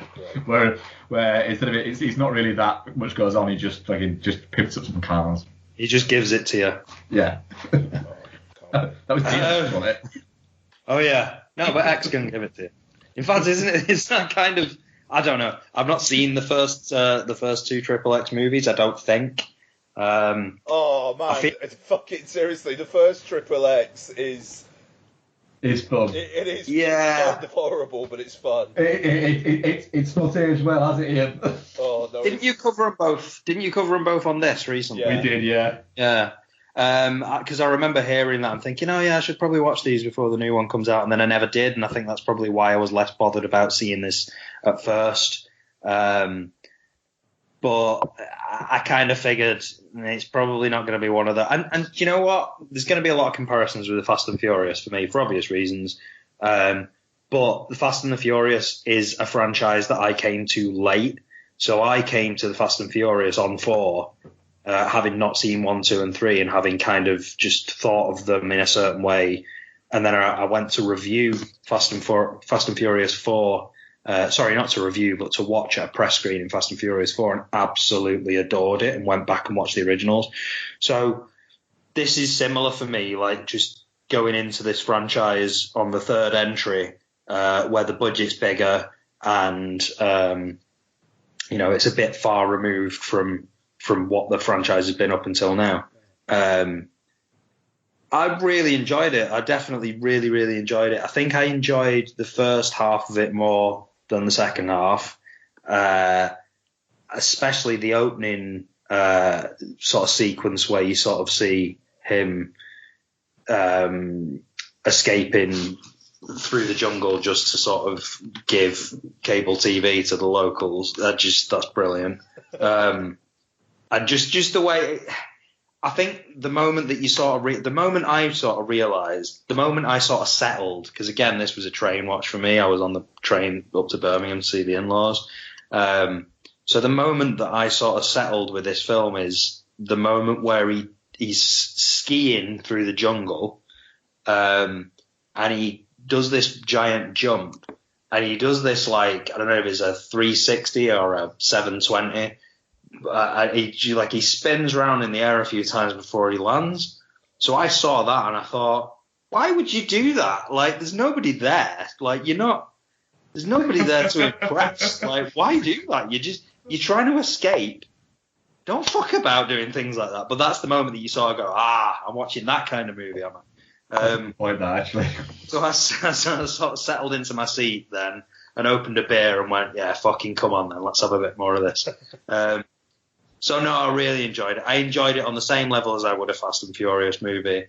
I had a bit of an argument with my brother at the weekend just gone, because we were talking about Cody and stuff like that, because he uses Cody, and I was saying, well, I don't get to the cinema very often these days, and when I do, it tends to be just for a Marvel movie or a DC movie, although I will also make time if there's a new Fast and Furious movie. And he was like, oh, fucking hell, why would you watch that shit and all that type of thing. He was like, well, everything about those movies is bad, like, they're badly acted and they're badly this and badly written and stuff like that. And I was like, mate, I'm not going to see a Fast and Furious movie for the quality of Vin Diesel's acting. I'm going to have a good time. I'm going specifically because I don't get to the movies very often these days. And when I go there, I want to completely escape and get taken to fucking Bolivia where somebody's driving a fucking Lamborghini out of a building. It's about escapism. And that's exactly what this is. It has a lot of the same stylistic. I mean, again, like I say, I don't know what the last two films were like, but there are a lot of the same stylistic sort of cues in this. The whole sort of like fast zoom thing where they'll be slowly panning across, a landscape, and then it'll just go and speed up, and then crash zoom a little bit, like that sort of kinetic sort of Fast and Furious style filmmaking. It feels like it's in that sort of world. I can't help but wonder if maybe Vin Diesel sees the writing on the wall with the Fast and Furious movies, in that they're going to end, but they're probably going to continue and he's not going to be part of it. And maybe he's trying to Fast and Furious up this franchise so he can take that forward. I don't know. But if he does, I'm fucking along for the ride. I'll watch Triple X4, and if you're going to throw Ice Cube into the mix as well, fucking brilliant. I'll have that as well. I loved it. I had a great time with it. I was really, really high on this, seeing it in the cinema. I was kind of intrigued to see whether that was going to wear off any, and it really didn't. It really, really, really knows what it is, except maybe Vin Diesel doesn't. But everybody around him and the filmmakers around him do seem to. It's very, very cartoony. It's kind of it's bouncing around all over the place. The start feels like just a weird experimental short film between Samuel L. Jackson and Neymar Jr., which is just mental. I very much like the little card that pops up with Neymar, and it said thought he was being recruited for the Avengers. For the Avengers, that's pretty solid. Yeah. It's just I like the mix of action stars that they got in this. It's a very, very, very diverse cast, like the Fast and Furious films. Tony Jaa just constantly smiling whenever he's on screen. It continues to make me laugh. And the little backflippy thing he does with like the person on the motorbike early on is great as well. Donnie Yen gets a lot to do. He gets more to do in this than he did in Rogue One, and everyone talks about how good he was in Rogue One. Watch him in this. He's fantastic in this. Yeah, no, he's great, and I like the way that I like the way the first. You wouldn't know this, Noel, but the first Triple X, it's very much kind of said that Triple X is a title given to like one person at a time, and the second film at the start, it's like, right, we've got to find the new Triple X, and then by the end of this one, it's like, well, there's like 8 Triple X's. There's loads of them. Yeah. You know, it's like there's a whole island full of them, yeah. Including one guy who's just fun to be around. Yeah. Oh, yeah. that is like the guy whose special skill is he's fun to be around. DJing. He's a good DJ. It's just Yeah. it's like what? I really, really, really, really like the Return of Xander Cage, and I'm tempted to stick it on again tonight. The thing is that what you're saying about Vin Diesel, though, you know, the film knows what it is, and maybe Vin Diesel doesn't. I think that tends to be the case a lot more with the Fast and Furious movies. Yeah. He doesn't seem like he's in the same film as The Rock or Jason Statham in those films. In this, I think it's less obvious because it feels like Vin Diesel's range, if you like. In this film, he's extended that range to be a character exactly like Toretto, but someone who's a little bit more relaxed and more of a fun guy to be around. So, you know, Toretto wouldn't carry a member of the gang round just because he was a good DJ. And there's a gentle sort of swagger about Vin Diesel's character in this, and Xander Cage is in the title, sorry, there we go. There's a gentle sort of swagger about Xander Cage that feels more likable than Toretto and more sort of enjoyable and more sort of in keeping with the tone of the film that he's in. Toretto does always seem like he's got the stick stuck up his ass. Yeah, he does. He's a bit of a fucking minge-faced twat, really, isn't he, Toretto? And he just wants everybody to be left alone. He just wants to be on his own, hiding in fucking Bolivia somewhere, and then somebody turns up and ruins it, you know. But in this, you get, you know, he's doing the opposite of that. He's out there causing trouble because the locals want to watch football. Like, you know, he's a funner guy. That's true. I mean, you do need to watch the first 2 Triple X's, I think, just because I'm sure I will. Yeah. The first one is heavily fixated on his coat, which is a bit of a plot point early on in this film. Is the coat as big in that first? Because it's a big coat. There's a couple of shots where he stood in front of that English girl, and he looked fucking ridiculous. It's a big coat. Absolutely ridiculous. I think is it in Russia, the first one, Mark? Yes. Yeah. It's a big old coat. Ukraine. Sorry, it's in Ukraine. Ukraine. Okay. It's a big old coat. But Vin Diesel is a man with a very big head, but that coat makes his head look quite small. Yeah. And so that's a big fucking coat. Seriously, watch the first one, and the second one is notable just because it's Ice Cube as the most doughy action star you'll ever see.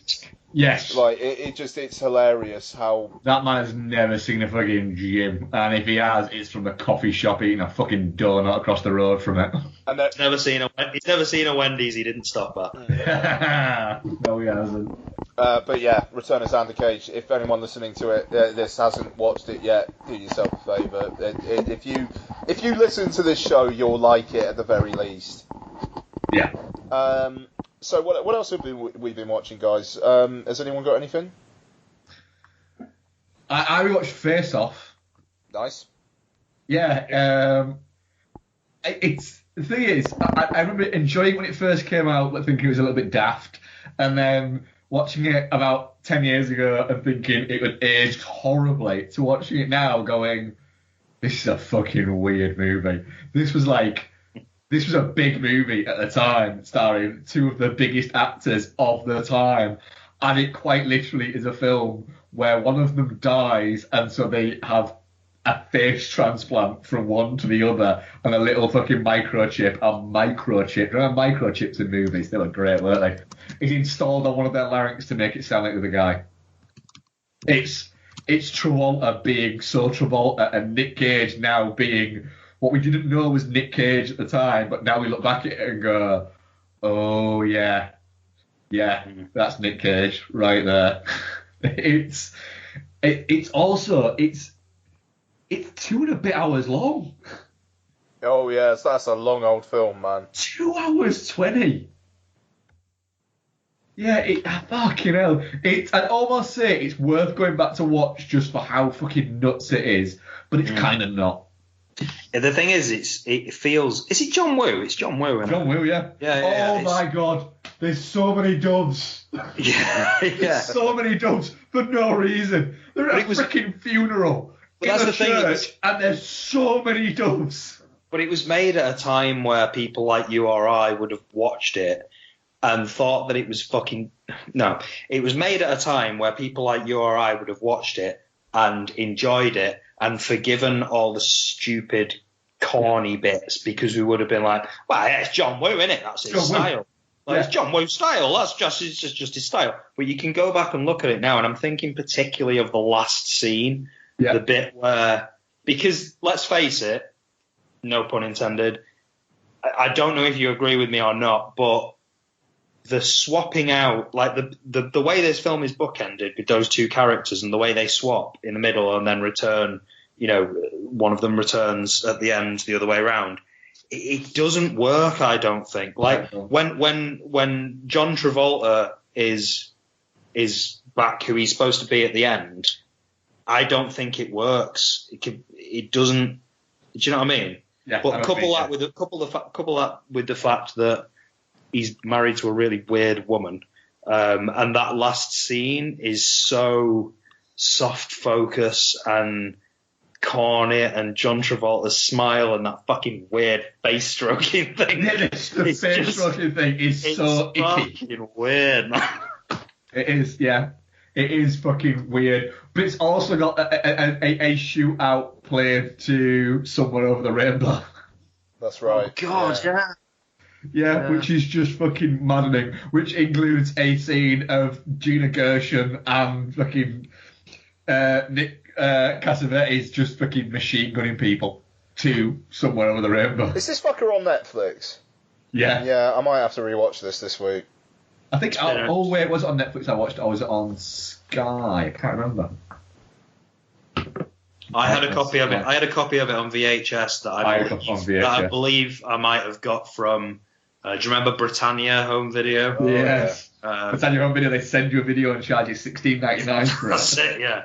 Yeah. I believe it might have been one of the ones that I got in the sort of original 5 for 50p thing deal low. So I've seen it a lot on VHS, sell through VHS back in the day, but it's been a long time since I saw this. Yeah, it must be on Sky. It's probably on ITV. It's probably on ITV too, as we speak. That's true.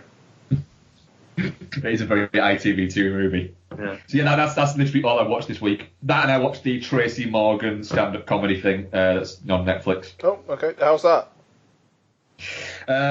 50 minutes, and it's the right amount of time, 50 minutes for it. There's enough kind of jokes in there that make you laugh, but if they're going on for an hour and 20 minutes, it'll probably run out of material easily. Okay, fair enough. Noel, what have you got? Nothing film, unfortunately, outside of Triple X3 and Wonder Woman. I only really House of Cards is back, so I'm burying myself in that at the moment because I fucking love that. I do wish I'd watched a season catch up beforehand though, because I had no fucking idea what was going on when I watched the first episode. So if anybody's not started that yet, maybe go and do a catch up video or something on YouTube. That's it really. I watched that F is for Family on Netflix as well. Yeah. How's that? I wasn't that impressed with it. It got recommended to me by somebody, so I thought I'd give it a shot. Wasn't that impressed with it. And I finished off Master of None, which is season 2. Yeah, it's. I watched season 1 on your recommendation. And yeah. You did. Are you enjoying that? Yeah, I loved it. I thought it's really It's nice. It's a nice, sweet show that happens to be quite funny. And every time you think it's going to get a little bit fucking nasty for itself, like I always found things like Always Sunny in Philadelphia was a little bit nasty. Every time you think Master of None's going to go there, it doesn't. It still remains being quite nice. And it's nice that the main character is just quite a nice guy. Yeah. Well, to try and bring it back to cinema a little bit, because I can feel Ian gritting his teeth, No, you're good. I think the first season of Master of None is really, really strong. I think the first couple of episodes, there's one episode in particular, I think it might be the first one actually, where they're talking about, the heritage of, first generation. The second episode is that. Is that what it is? That's really strong. But that charm and that comedy and that sort of effortlessness that's in that first season, they carry that through to the second season, but there's a bit more, and maybe I'm just a bit too far removed from the first season and I don't remember it, but there's a lot of experimental stuff going on in the second season, and a lot of it feels quite cinematic. I mean, the first episode of the second season is the most obvious example of this, because it's all in black and white and it's set in Italy and it's got a certain vibe to it. But there's stuff in there. I mean, there's a moment where, and you'll see this, I hope I'm not spoiling too much, but there's a scene where he goes on a date with somebody, because a lot of this is about his love life. There's a scene where he goes on a date with somebody, and you've seen him go on dates throughout the rest of the series, but it's becoming more and more apparent that there is this one person in his life that he feels he should be with, and maybe they feel that way too. And then there's a scene in the back of a taxi where he doesn't say what he wants to say, and the person gets out of the cab, and then the taxi just drives on for the duration of a song, and I can't quite remember what the song is, but for the duration of the song, it's just Aziz Ansari in the back of a taxi, slowly getting more and more like, oh, fuck, why didn't I say something? Why didn't I do something? You see it, like initially there's like a bit of disappointment, and then it creeps in a little bit more, and then a little bit more, and you're just with him watching this guy's disappointment just more and more etched on his face. And it just seems like a really oddly experimental thing to do in a series like this. I think there's a lot of that goes on in it. There's a lot more going on than just 20 minutes worth of TV. Exactly. It feels like it's trying a bit harder. This program, Master of None, is trying a bit harder to do something, and it's excellently directed in parts. And Aziz Ansari is somebody that I was vaguely familiar with before Master of None, and I had a very clear idea of what I thought of him. And this has just completely shattered that. And he's definitely a lot more talented than I would have ever given him credit for. Well, it's James Ponsoldt that directs the first few episodes, isn't it? James Ponsoldt, who's done the Spectacular Now and Smashed and The Circle. Okay. Yeah, well, there's, I think, his writing partner involved in this as well. I forget that guy's name, but he directs quite a few of them as well. I think he might be his friend. The Asian guy, yeah. Yeah, is it him? I think it is, yeah. His parents play his parents in it, don't they? Yes. Yeah. They're terrible, but it kind of works. Yeah, exactly. That's one of those things where even when his mum and is that his real dad then? That sounds it's his real mum and dad, yeah. He's brilliant. Like, he's even better in the second series. Oh, nice. So, yeah, I mean, Ian, have you watched any of this? Or? I've watched 10 minutes of the first episode. Were you not into it? Or? I find Aziz Ansari slightly grating. As did I, mate. As did I. But I've changed my mind. I'm not gonna bang on about something if you're not into it. But I would urge you to give it a second go. And it's really strong. Yeah, I might well do. I don't know, like. No, I've spent 4 hours trying to get into games for Friday the 13th this week. You know what I mean? Like, I just don't have the time. Well, that's how you're prepared to spend your time and your money then. More fool you. I spent 46 hours playing Zelda Breath of the Wild, so, it's, I don't know, like, what would I rather do? What would I rather do? Watch an episode of Master of None or try to get into a game of Friday the 13th? Just staring at a download bar. Fucking hell. I don't know, man. It's very. The thing is it's very easy to watch. Okay. But it's very easy to watch. It's very charming. But then while you're casually and easily watching something, it'll throw a curveball in every now and again. You'll go, oh fucking hell, that's quite good. So it's It's really good. It's really good. Okay, cool. But unfortunately, I read an interview with him the other day, and it sounds like he may or may not do another series. He sounds like the type of guy that's got a bunch of ideas and he wants to try some new stuff. So, this might be it. But yeah, that's it, really. Okay, I'll get around to it at some. I mean, to be fair, this week I watched Batman vs Superman for the 4th time, so maybe I could watch The Master of None. I am questioning an awful lot of things about you at the moment. The thing is, I waver on that film. I swear there's some good stuff going on in there. There's an awful lot of shit. There's so much shit. Yeah. But I don't know. There's some good stuff. I don't know. Let's not get into that because we could be here for ages. But we really don't have the time for that. No, we don't. So we should do that in person sometime again. It'll be fun. Yeah, that would be. Okay, so I rewatched White House Down, which is on Netflix. Which we were talking earlier on before you came on, Noel, about how Channing Tatum's never really become a proper blockbuster A-list guy, and it kind of feels like this is one of the films that he was aiming for with that. And I like White House Down. It's really long, which I say about a lot of films, but a lot of films are just really long. It's really long, though. White House Down is 2 hours and 10 minutes long. It doesn't need to be 2 hours and 10 minutes. Yeah. I liked it a lot, but yeah, White House Down, I liked it a lot. It's definitely a 90-minute, 100-minute film, isn't it? Really. Oh no, don't get me wrong. I really like it as well.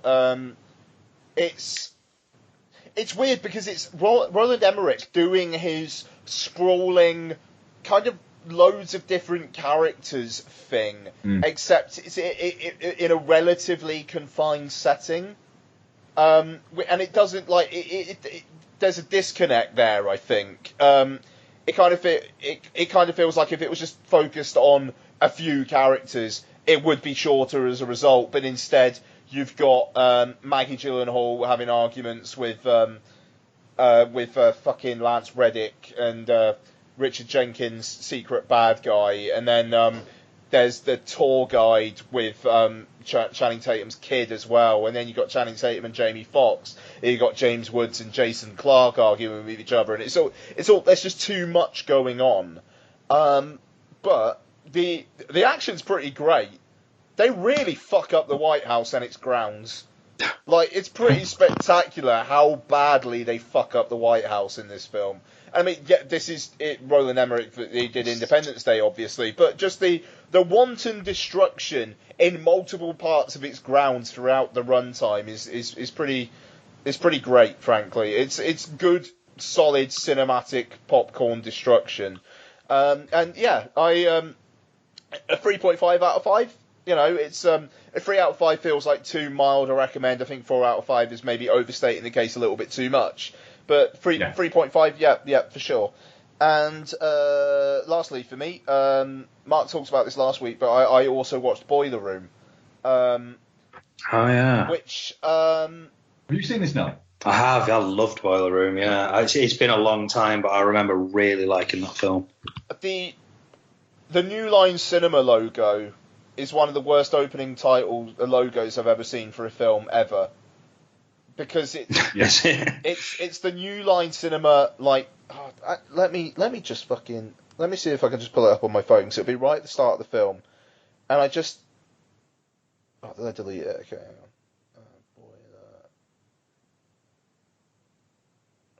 Boiler, fucking Boiler, there we go. Right, here we go. Just the record scratching. What's the plan? Oh, fuck. Oh, it's going to do an ad for American Gods first. Okay, I will turn that down for a second. So, yeah, Boiler Room. It's... is it on Amazon Prime? Yeah, it is, yeah. Yeah. But it's... I've got that now. I'm going to have a look. Right, here we go.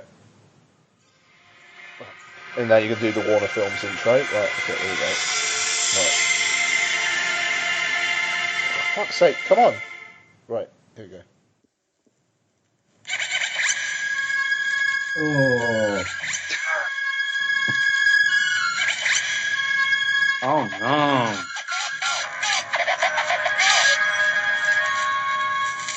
Right. 5 seconds in, and I'm thinking that I'm in for a rough time here. And the thing is, like, the kind of the hip-hop editing, as I think Darren Aronofsky called his editing in Requiem for a Dream, it's kind of here, but more literal, I suppose, in that the opening 20 minutes of the film feels like a bunch of hip-hop songs with, like, fast cuts between things. And I was thinking, let's chill it out. Let's please chill it out. And then it does. Yeah. And then the rest of the film is pretty good.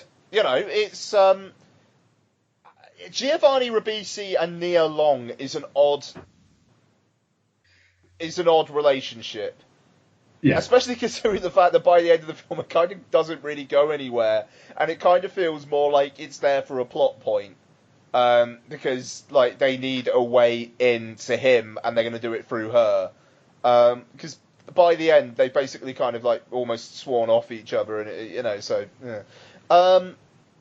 But it's I like the way that it's almost like I'd imagine Wall Street people watching this and having the same reaction as like people like hip hop stars do watching Scarface, where it's like they think it's really cool but entirely miss the point. Yeah. And you know, I mean, which they kind of do in this film as well, because you've got them watching Wall Street at one point, and they're all like reciting the lines, and I don't know, it's this really fucking disturbing look at how much of a fucking dickhead a general bloke can be.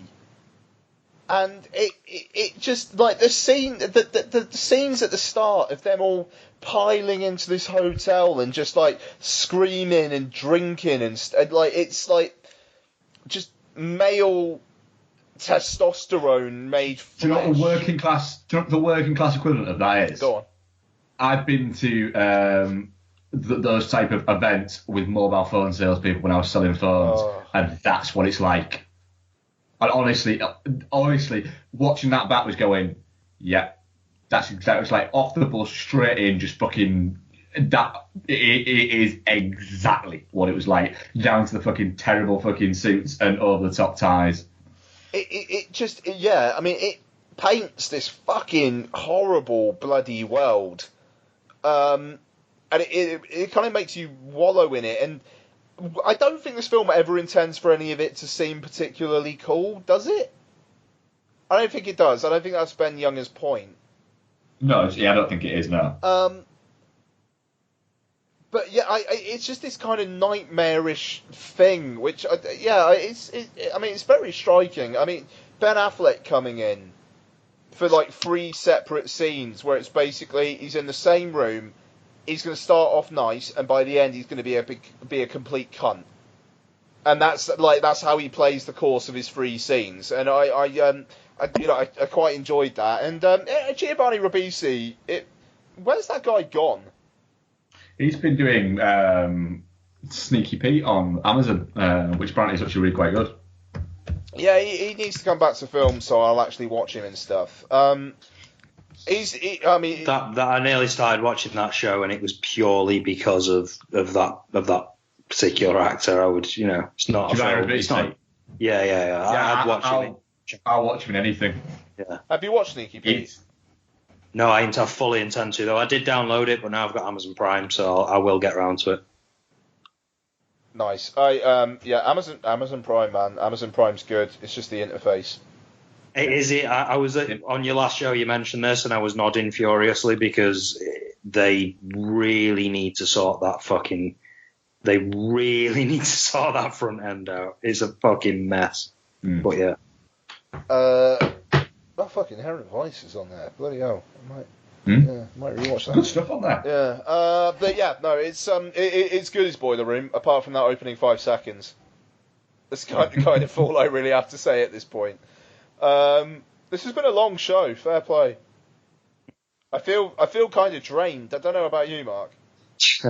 It's longer than our usual hour and 40 minutes. Yeah, we're like a good over 2 hours on this one, man. Right, so Well, we probably gave about 25 minutes to arguing about Wonder Woman's fucking shield, didn't we? Not fucking long enough. I don't get. Mark. She's got a big shield and she's crouching, man. Should have shot her legs. Clearly, you'd be crouching woman hidden shins. It's fine. Well, you see, next week I might watch it again and go, yes, I'm the dickhead. I was being a dickhead. Or I might go, sorry, I'm right. Not going to happen. Well, I look forward to hearing that. Jesus fucking Christ. We have one question, guys. We do. With the internet, it's from Rick Kidd at Rick J Kidd. With the internet, well, parts of it, furious about women-only showings of Wonder Woman. What is next to get the online hate? Well, he's the way he set that question up there. He's kind of answered it for himself, really, by saying with the internet, because the answer to the question with the internet, who's going to be offended is basically, well, everyone's going to be offended by something or anything or everything. Because that's the way it is now. Well, there's the next big one. Next big movie is The Mummy, isn't it? Well, that's next week. So it's going to be it's going to be something to do with Tom Cruise and why is it an American guy who's awoken the mummy and been chosen as the vessel thing. I think you can whack it against any tentpole movie that even looking at the upcoming comic book stuff. It's established now that Spider-Man is not going to be Miles Morales anytime soon. The Black Panther movies are probably going to create some sort of issue. God knows what it will be, but something will be. Black guy only screenings? Yeah, exactly. Yeah. Panther only screenings. Black Panther only screenings. You actually either have to be an actual Black Panther or a member of the Black Panthers. Black people, Black Panthers, and Panthers. And Panthers. Black people who bring a Black Panther. Actually, wait a minute. Didn't I state that I would watch that movie with a Black Panther? You did, yeah. Yes. Your time has come. My time has come. And I'll get there and they'll go, I'm sorry, mate, don't you fucking dare. I want to dress to Wonder Woman. It didn't fucking work. I am watching this with this Panther. I mean, there'll be something. I'm sure Marvel, even though it's now, Captain Marvel is going to be the Carol Danvers version of Captain Marvel, but as was the case with Iron Fist, I'm sure people will say that Marvel have missed an opportunity to introduce a Muslim character to the DCU because the current iteration of Miss Marvel is a young Muslim girl. There's always going to be something. Honestly, I don't care anymore. Like, I saw a whole thread this week about sort of somebody had referenced Gal Gadot as a woman of colour. And some other people had got upset about the fact that she isn't a woman of colour. And then there's a whole argument about whether she is a woman of colour or she isn't a woman of colour. I don't give a fuck. Like, it's just, I don't care about these arguments anymore. I want everybody to be represented. I want everybody to have their shot. But if you're going to start getting bogged down in all these conversations, you're just in for a miserable time. So, yeah, exactly right. Do you know what? Talk about the movie rather than the politics around the movie for a fucking change. And don't let the fucking politics around it influence your fucking viewing of the movie. Yeah. I wasn't sat there watching Wonder Woman thinking, how am I going to culturally define this character when I leave the cinema? I was just watching. Did I like it or did I not? Which bits did I like, which bits didn't I? What did I like about this? Did I like some of the wider issues around it? Yeah, sure. But you just get so bogged down in all this stuff, and the internet is just an ugly, ugly place for it, especially this area that, this sort of comic book area is particularly volatile and geek area because is he an American right wing mouthpiece or something that was going on this week about sort of Star Wars. I think I responded to it. Probably quite unusual Star for me. Wars would have been was better. Star Wars was great until all the women got involved. And it's like, you fucking idiot. Think about I'm now finding myself standing up for Star Wars, and I'm not even a Star Wars fan. Like, I don't know. People just want to be upset, and people just want to be angry and have a position and have an angle and prove that they're cooler and more right on than everybody else, and it just fucking bores me. It really does. I'm in absolute agreement there. Ian, what are we covering next week? I really enjoyed that conversation, actually, guys. Sorry. I didn't have much input. It was good. I think, I don't like getting too. You've got to be careful but at the same time, it pisses me off because it's often the loudest thing when actually I'm just there for a good time and I don't want. The noise sometimes gets to me. Yeah, I'm afraid. Agree. So let's move on. Very much agree. So it is actually the Mummy next week. Oh yeah, cool. Keep whitewashing. Sorry. I'm looking forward to that. Cruise washing. I'm very, very glad I'm never going to see that fucking trailer again. I'll say that. Oh yes, I am so bored of seeing that trailer. Jesus fucking. For a movie that I'm actually all right with seeing, I'm so bored of seeing the fucking trailer. Oh. Like, every single film I have gone to see for probably 3 months solid has had that fucking trailer before it. Yeah, I mean, it's such a fucking unknown quantity, that is. But yeah, we'll see. So yeah, it's the Mummy next week. We'll also be continuing Twin Peaks with episode 5. That is this week, isn't it? It is indeed. Like, it is fuck for that. Tomorrow, I believe. Good stuff. So thank you very much to Noel. Thanks for having me. We'll have you back for Spider-Man, is it? I would imagine so, yeah. Nice one, yeah. All right. If you do get to the cinema beforehand, you know you're welcome. Well, if the Mummy's the only choice, that's very unlikely. Right.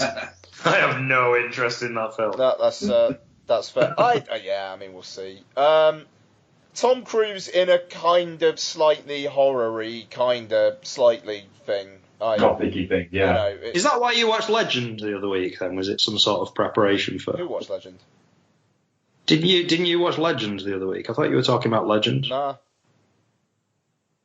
No? It's been some other guy. Oh, no, that was Chin Striker versus Punter. They were talking about Legend. Yeah, it was. Oh, yeah, it was. Sorry, yeah, it was. You're right. Yeah. Yeah, that's it. Thank you very much, Noel. Thank you very much, Marc. Thank you very much, Ian. Thank you. We'll be back next week. I'm going to go and try and find my AirPods. I'm going to go and eat food. I'm going to go and drink this beer and watch House of Cards. Nice. Thank you very much for listening, guys. Bye. Bye. Bye.